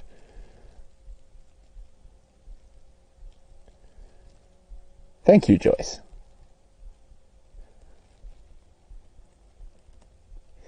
Well, James, we are hoping that the pesky gremlins will be gone. VM is going to become a gremlin buster. But as we know, unfortunately, sometimes those things pop in.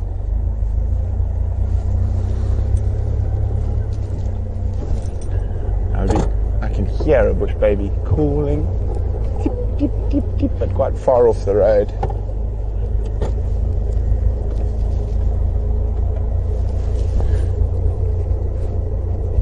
Maybe it is a crash.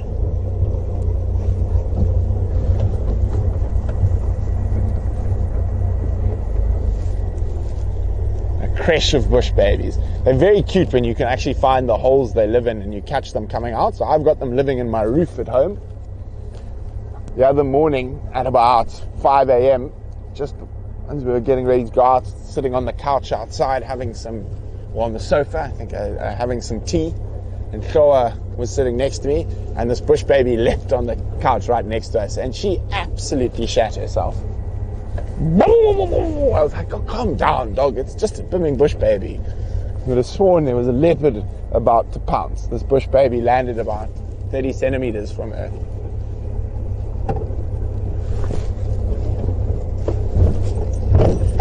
Yes, JS, they are called night monkeys in Afrikaans, nachtharpies, and they are primates.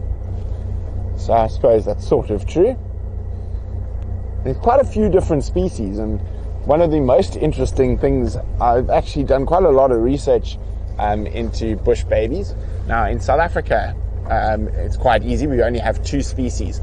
But when I was in Gabon, we had a potential, I think it was like 23 different potential species where we were. And you've got lots of different ways of identifying them. And one of the ways is from their calls. So you have ascenders and descenders, or I've forgotten what the other, crescenders. So, and they're all quite small. They're little bush baby species, very similar size to the ones we're looking for now. And obviously the crescenders, and then the other ones would go, so there are lots of different calls. But I found out with much shock and horror that the best way, what was that on the other side?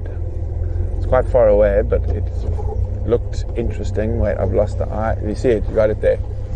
Is that a leopard or a duiker? It just moved off. Right at the edge of the light. Is it a duiker? Oh, it was just sneaky. Nice camera, Brian. Oh, I'm getting wobbly with my torch. Sorry. I was trying to switch off my... What was that? You hear something?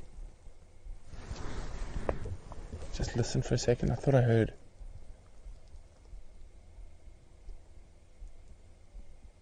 Something quite close here.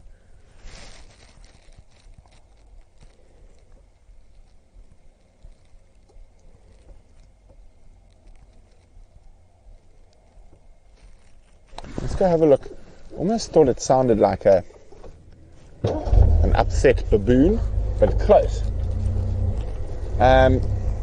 But so much to my shock and horror, while chatting to some bush baby or Galego experts in my time in the Central African rainforests, and the only reliable way to identify different bush baby species is from their penises, and some of them have corkscrew penises, some of them have penises that go off to the left, others to the right.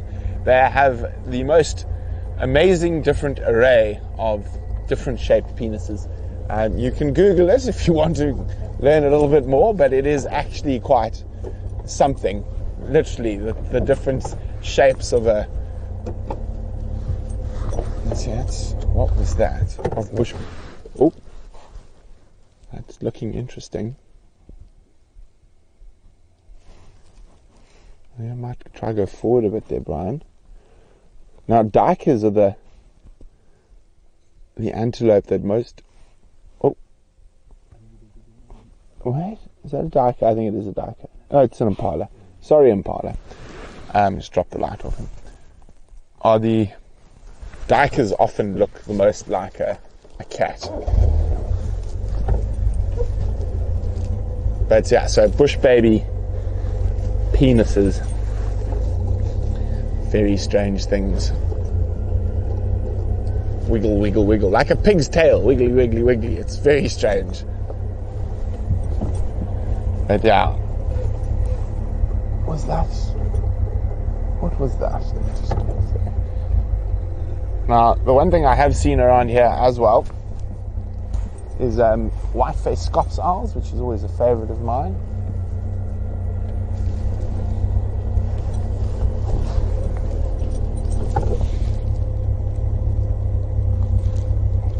Steve, what purpose does the light on the dash have? So you can see me.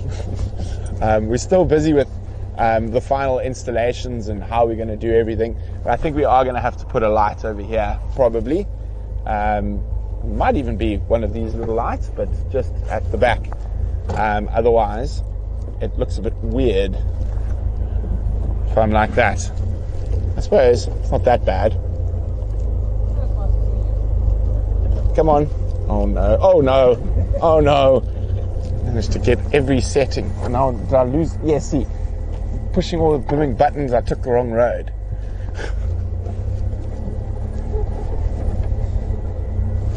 Oh, that's a big hole. Sorry, Brian.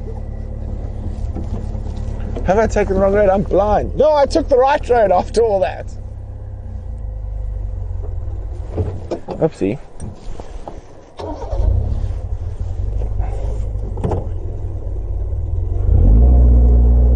Brent, did I answer the law? What was the law? Or was I talking about the rules with the spotlights? I haven't answered it yet. I was going to see if anyone knows why those rules or laws were put into place, and they're often used as blanket rules through a lot of places, and people don't actually understand the origin of why those rules were put in place. And that's why I always have generally I have a problem with blanket rules. I think particularly with wildlife, because wildlife you can't use the same rule for everything. So I always believe it's better to observe and make judgment calls depending on the area and the situation, and that goes with a lot of things. But so I'll tell you why. So the Sabi Sands was the first commercial proper sort of luxury safari place in Africa properly that wasn't catered to hunting, and the first property was Mala Mala, and then that was in the 60s, and then Londolozi after that. Now, however, most of the lions and leopards and hyenas, etc., there had been very used to ducking large lumps of lead flung at about 2,000 feet per second. So you didn't really see them when you went on a game drive. So people wanted to see lions and hyenas and leopards on game drive. So back then, as I said, things changed now. Okay, what's the easiest way to find lions, leopards and hyenas? Well, let's bait them. So, well, particularly lions and leopards. Hyenas weren't that popular back then. So the best way to do that was to bait them. So they would shoot impala or wildebeest or whatnot, and with the lions they would tie it to the ground or to a tree on the ground. With a leopard, obviously, they'd put it in the tree, and then they would use a spotlight, because lions and leopards that are skittish are generally a lot more relaxed in the dark than they are during the day. They feel a lot more comfortable. It is sort of their prime time. So then hyenas, being smart, so actually learnt that if they saw a spotlight at night, it was going to be a good spot, and there was going to be a chance that there might be an easy or free meal, and it didn't take hyenas very long at all to start associating spotlights with food. And that is why in the Sabi Sands, and that started in the 60s, 70s, when they used to bait to habituate the big cats. Now, of course, a lot of the lodges will say, we never did that. It's never happened. I can tell you now that in a lot of places it has happened, but obviously they don't talk about it too much. It doesn't happen really anymore. There's no real need. The animals even the skittish animals are not too worried about having large lumps of lead flung at them at high speed.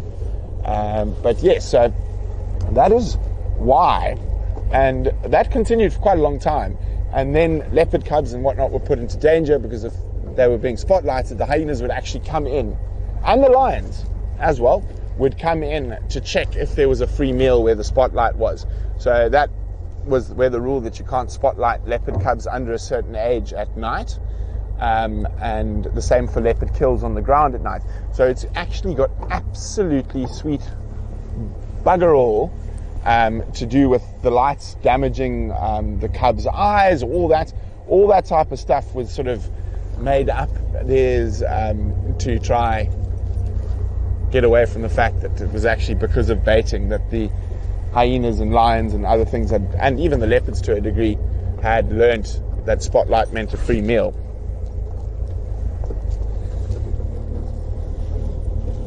JS, I don't think so. I don't think that led. I think it would just probably pass through an animal eating the bait animal. Most cases when you're shooting things like impala and stuff, you're using a very, or generally a small caliber. Oh, watch out, jumping stick. Small caliber like a 222 or 223 and a headshot. So generally, and not too much lead left, and quite often with solids, so they'd pass through the animal completely. But yeah, so that's something a lot of people don't know. And that's why I think blanket rules with wildlife are dangerous. So because to try to hide things that happened in the past, and the past is in the past, and we've learned from it, and things have changed. To have a blanket rule why you can't spotlight a leopard at night or on the kill on the ground. Now, that's not to say hyenas wouldn't learn that when you stopped in one space with a spotlight for a while, that there might be something there. But in most areas outside of the Sabi Sands and Timbavati, what is that? That was interesting. Got it. Got the eye. So basically through that little V. So just drop down a bit. There, you got the eye there.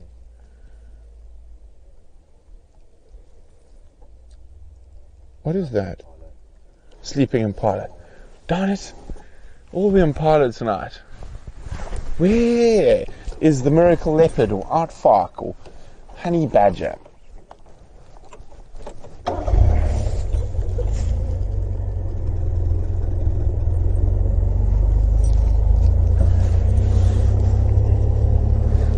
So yeah, so it's quite an interesting one, because that actually comes from way before that spotlighting of cubs and whatnot. So Tristan and I were actually having a big chingwag about it a couple of days ago, and how that now things have become a blanket rule, and a lot of people don't actually know where the rule originally comes from, and now it's just a rule.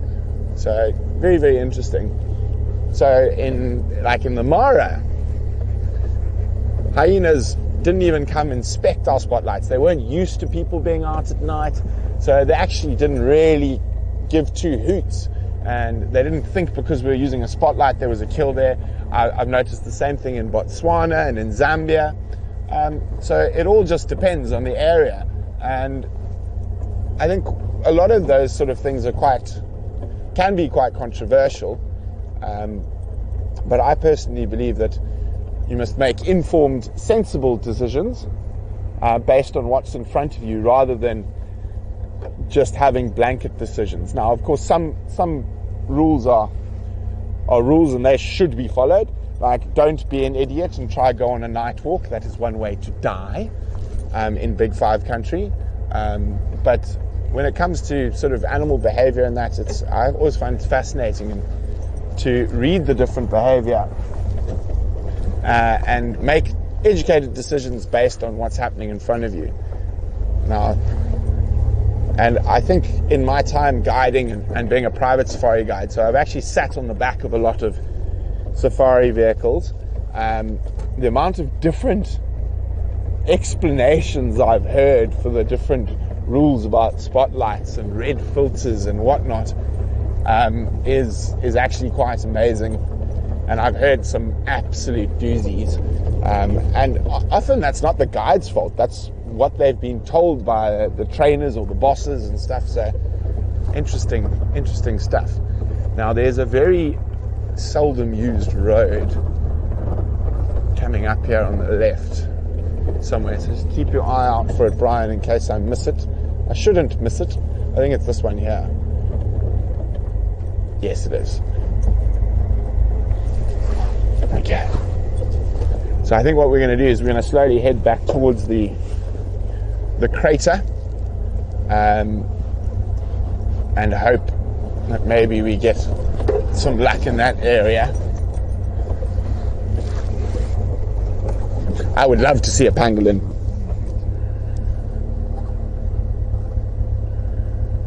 Noel says Brent's going to get back and Brian's not going to be on the back of the vehicle anymore, just like a lost pair of sunglasses.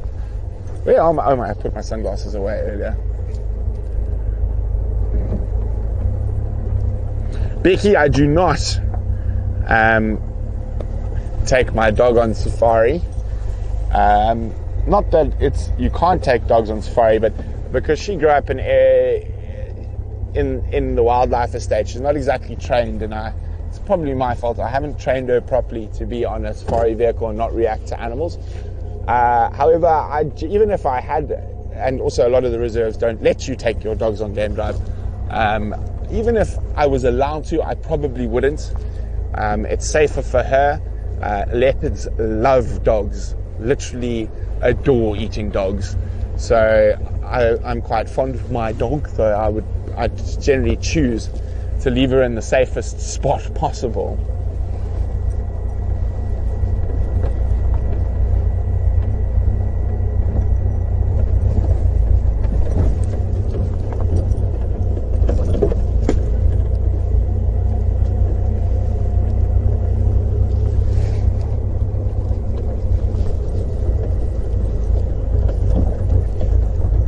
Now the other thing that there's a lot of blanket rules about is dens, whether they be wild dog dens or hyena dens, where you can drive and where you can't. And again, I think it just depends on the area, depends on the individuals in the pack or the clan. And as long as you behave ethically and responsibly and you don't push the limits, I think most of that's quite okay.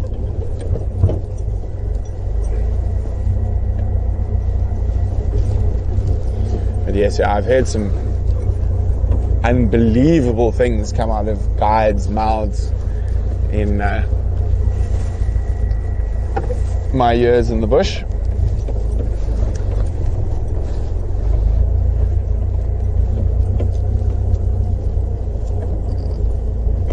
Very interesting things said sometimes.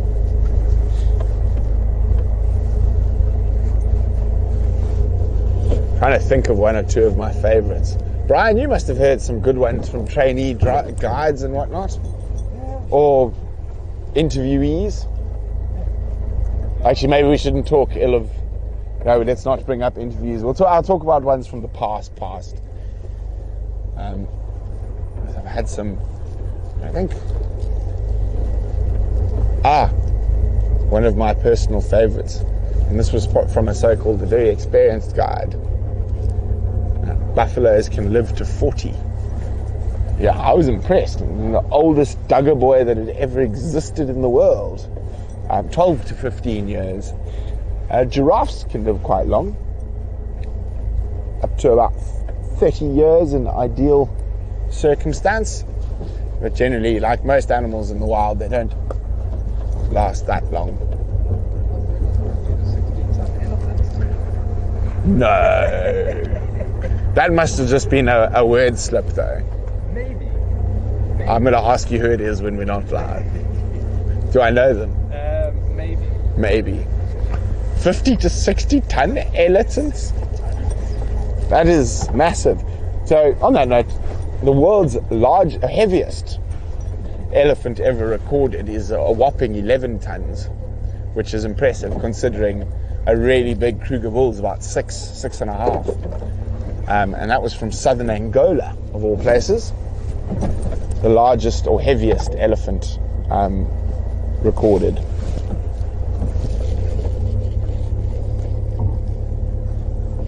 Thank you, JS. The collective noun for bush babies is a gathering or a plot. I'm definitely going with a plot. A plot of bush babies. Their big eyes scheming at you.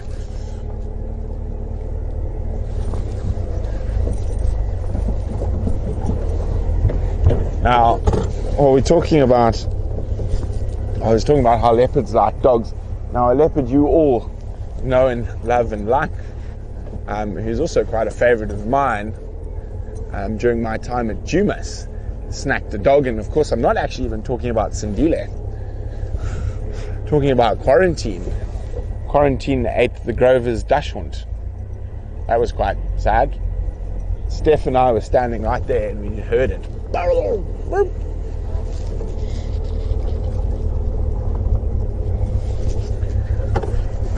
Joyce, at buff age 40, would that meat be tenderized? No, it would be vaporized, Joyce. It would be non-existent. It would be gone. Yeah, I think it would even be beyond old leather then. It'd be... Perhaps those were dog years, yes. No, he definitely didn't think they were dog years.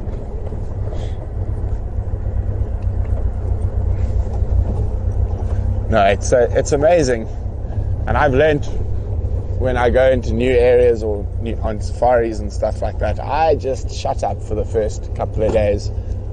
I don't say much about who I am and what I know and what I've done. I just sit and listen.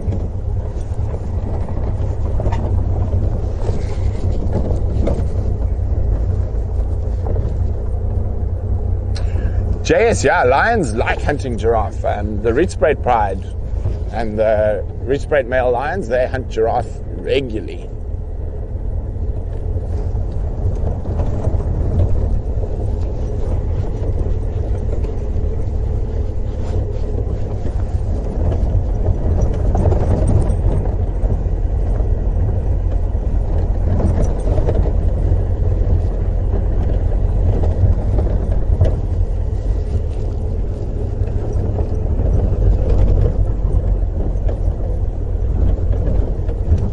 Okay, we're gonna shoot up to the crater for one last, what's the word I'm looking for? Last dash for a last minute leopard.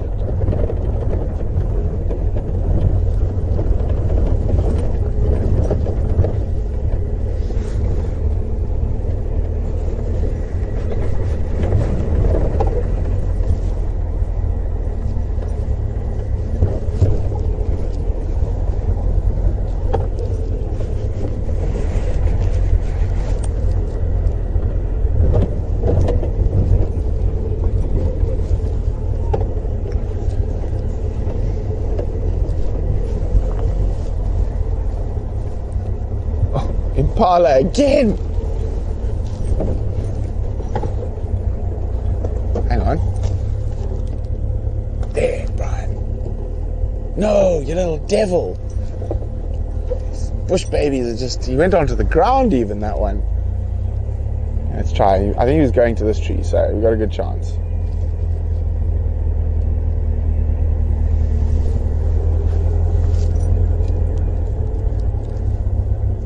Where?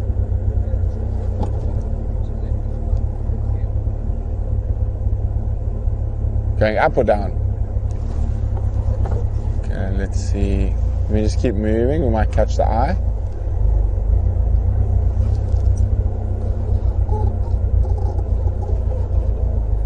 So they're being absolute little rats tonight.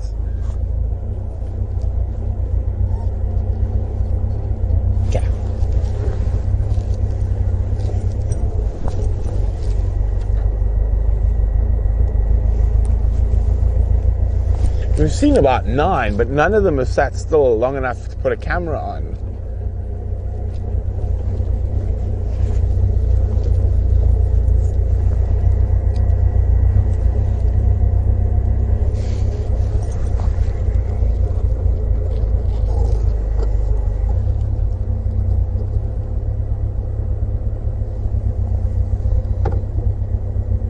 Yeah.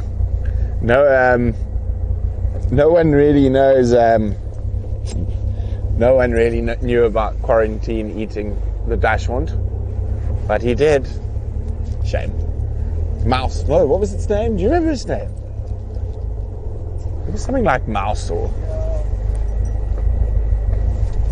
In the early days of Wild Earth, we used to borrow it because we didn't have a proper kitchen or a storeroom, and we used to get rats. And we used to borrow the dashhound and let it loose in the storeroom, which is actually, whose bedroom is that? No. Was it? No, it was. Yeah, your bedroom was the storeroom before it was your bedroom. Yeah, that nice greasy wall. Yes. No, that was the kitchen. The store. You were in the kitchen. Who was in the storeroom? It was Craig. Batman was in the storeroom. But then it became a bedroom when we built the proper kitchen. But yes, we used to let the dachshund go in there to kill all the mice.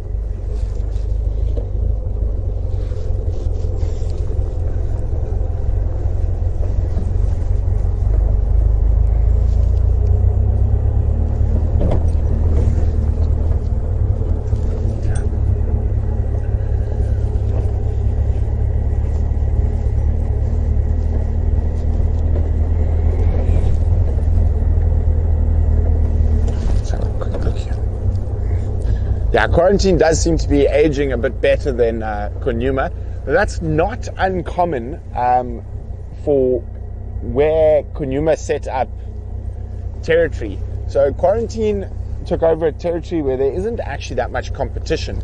However, Kunyuma went down onto the Sand River into probably some of the fiercest competed leopard territory in the Greater Kruger National Park, maybe except for the Sabi River and the Olifants being slightly more competitive, but definitely one of the most competitive leopard territory areas in South Africa.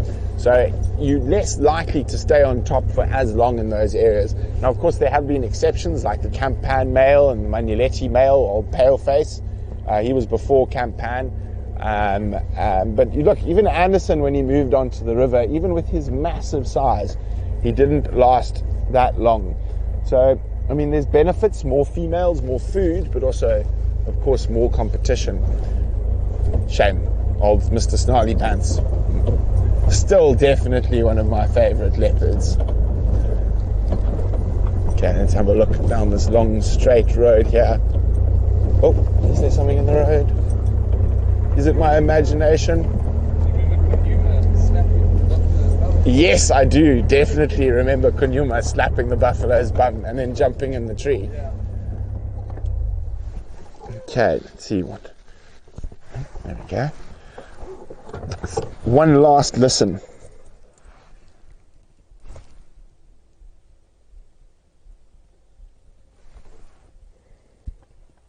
Yeah, life is definitely harder down on the Sand River. Do you have something walking next to us?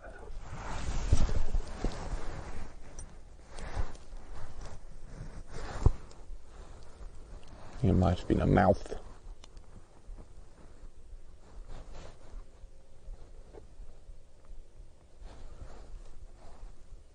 Okay.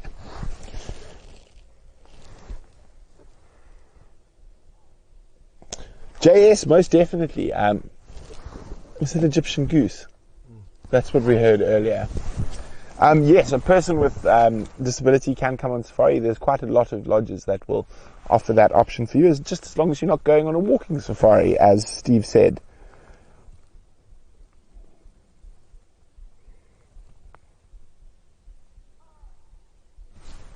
That's a goose. It's a goose. So there we go. So as James said, yeah, there are male leopards, but the male leopards in the northern Sabi Sands, like Tingana, like Quarantine. Wait. Just listen again.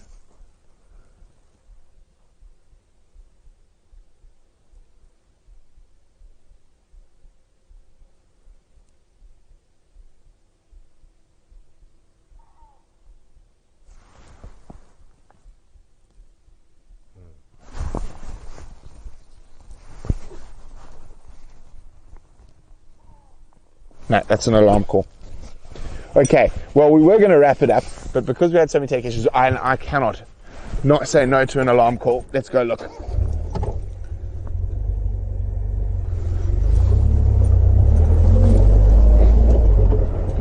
So I'm just going to get a question quickly.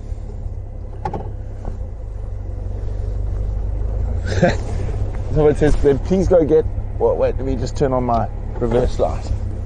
Let's go get Hasana and bring him back. Yeah, he has chosen a very highly competitive zone to go set up in. It was a strange snort as well. Almost sounds like possibly a waterbuck. Now, this is why I carry two. So they're incredibly powerful, but they last on full power for about 2 hours. So I use one, and then we always keep one in backup. Boom. And it didn't sound too far away, those snorts. I mean, just in here somewhere.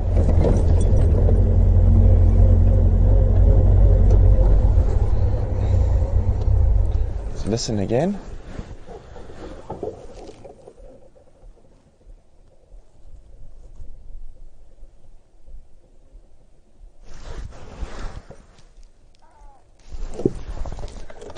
Further down the road, hold on. So often you want to be there as quickly as possible. So if there is a bit of bumpiness, I do apologize. Hold on, Brian. You know the drill. At least it's not wild dogs at night, because that would kill someone.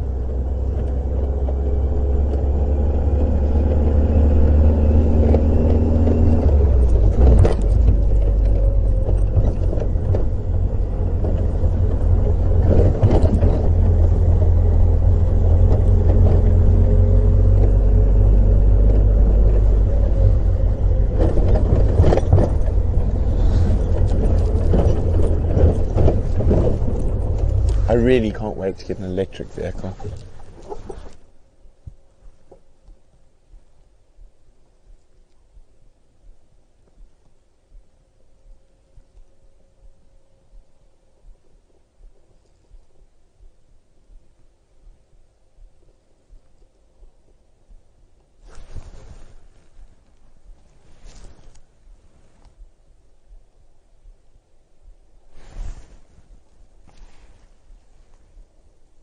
Silence. Let's just go down to where we last saw those impala. See if they're all staring in the... They're a weird snort for an impala though.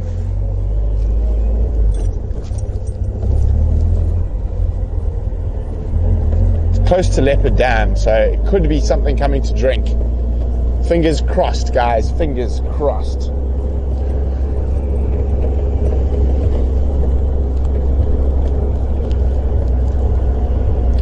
So in the winter months, the sound in the cold travels so much further. Okay.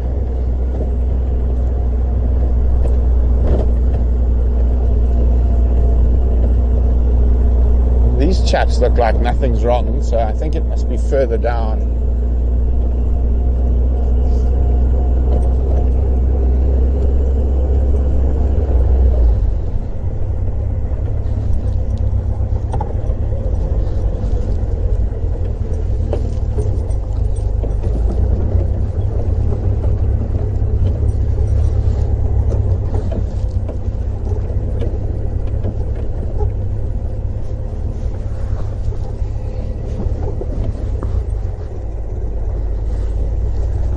Now it makes sense that if Pixie Pan's cubs are up near where we were, that she comes down and hunts in this area regularly.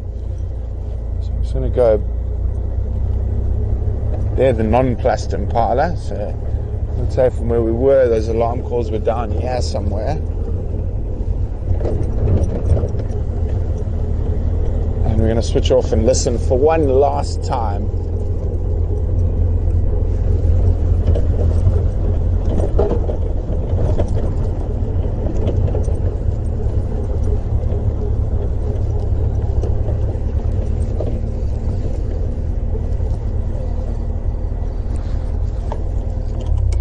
Give us one last snort.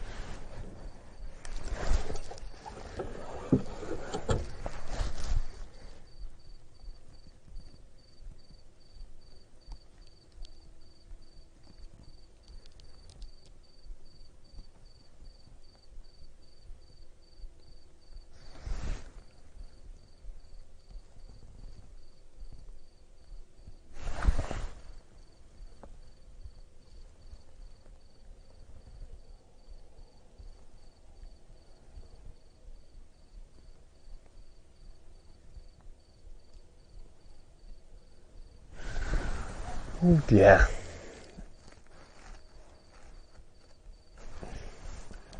Well, I'm sure there is a predator around here, but where exactly, I'm not sure at all.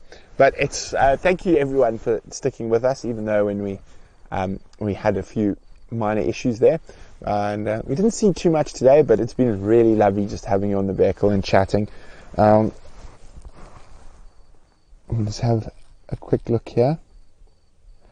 I'm still hoping for a last minute leopard, James. I'm just going to go be walking towards us. Okay, we'll go 500 more meters, then we'll stop. How's that? Oh, wait, Brian. Shine there. What is that? Little Impala. Those are the ones that were alarming. So in the right zone. Okay, let's just go through the next little dippy, and if there's nothing there, then we'll call it.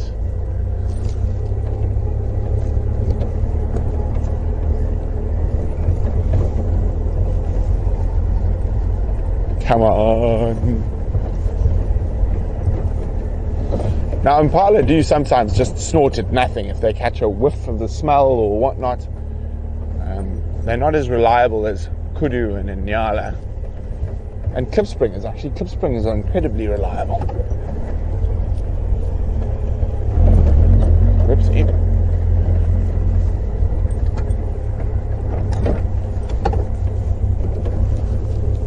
There's a big open area coming up.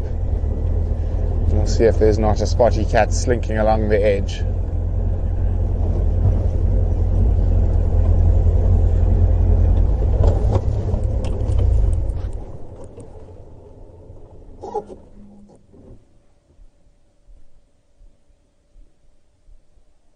I think I'm just wishing alarm calls at the moment.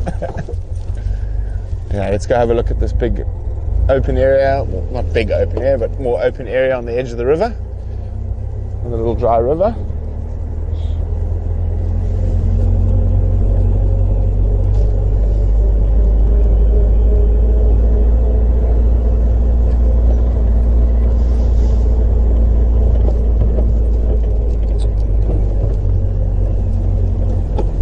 Impala.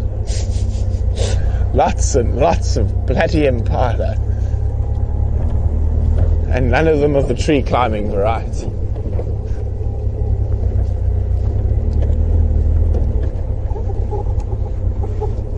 Okay, I wanted to check this nice open area here, but alas, there is nothing.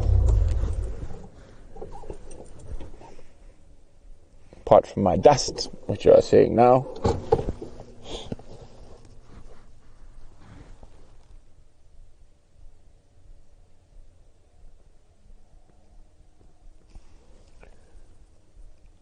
Oh dear.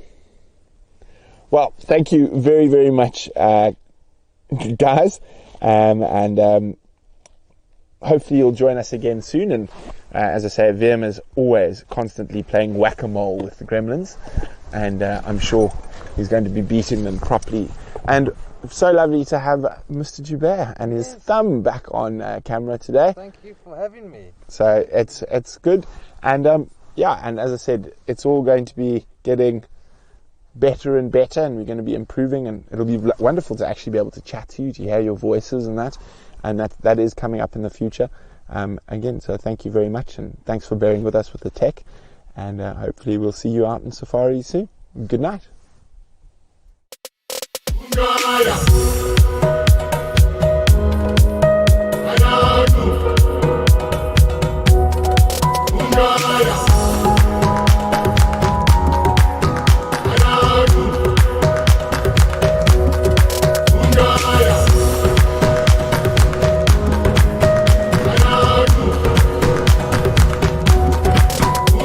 Yeah.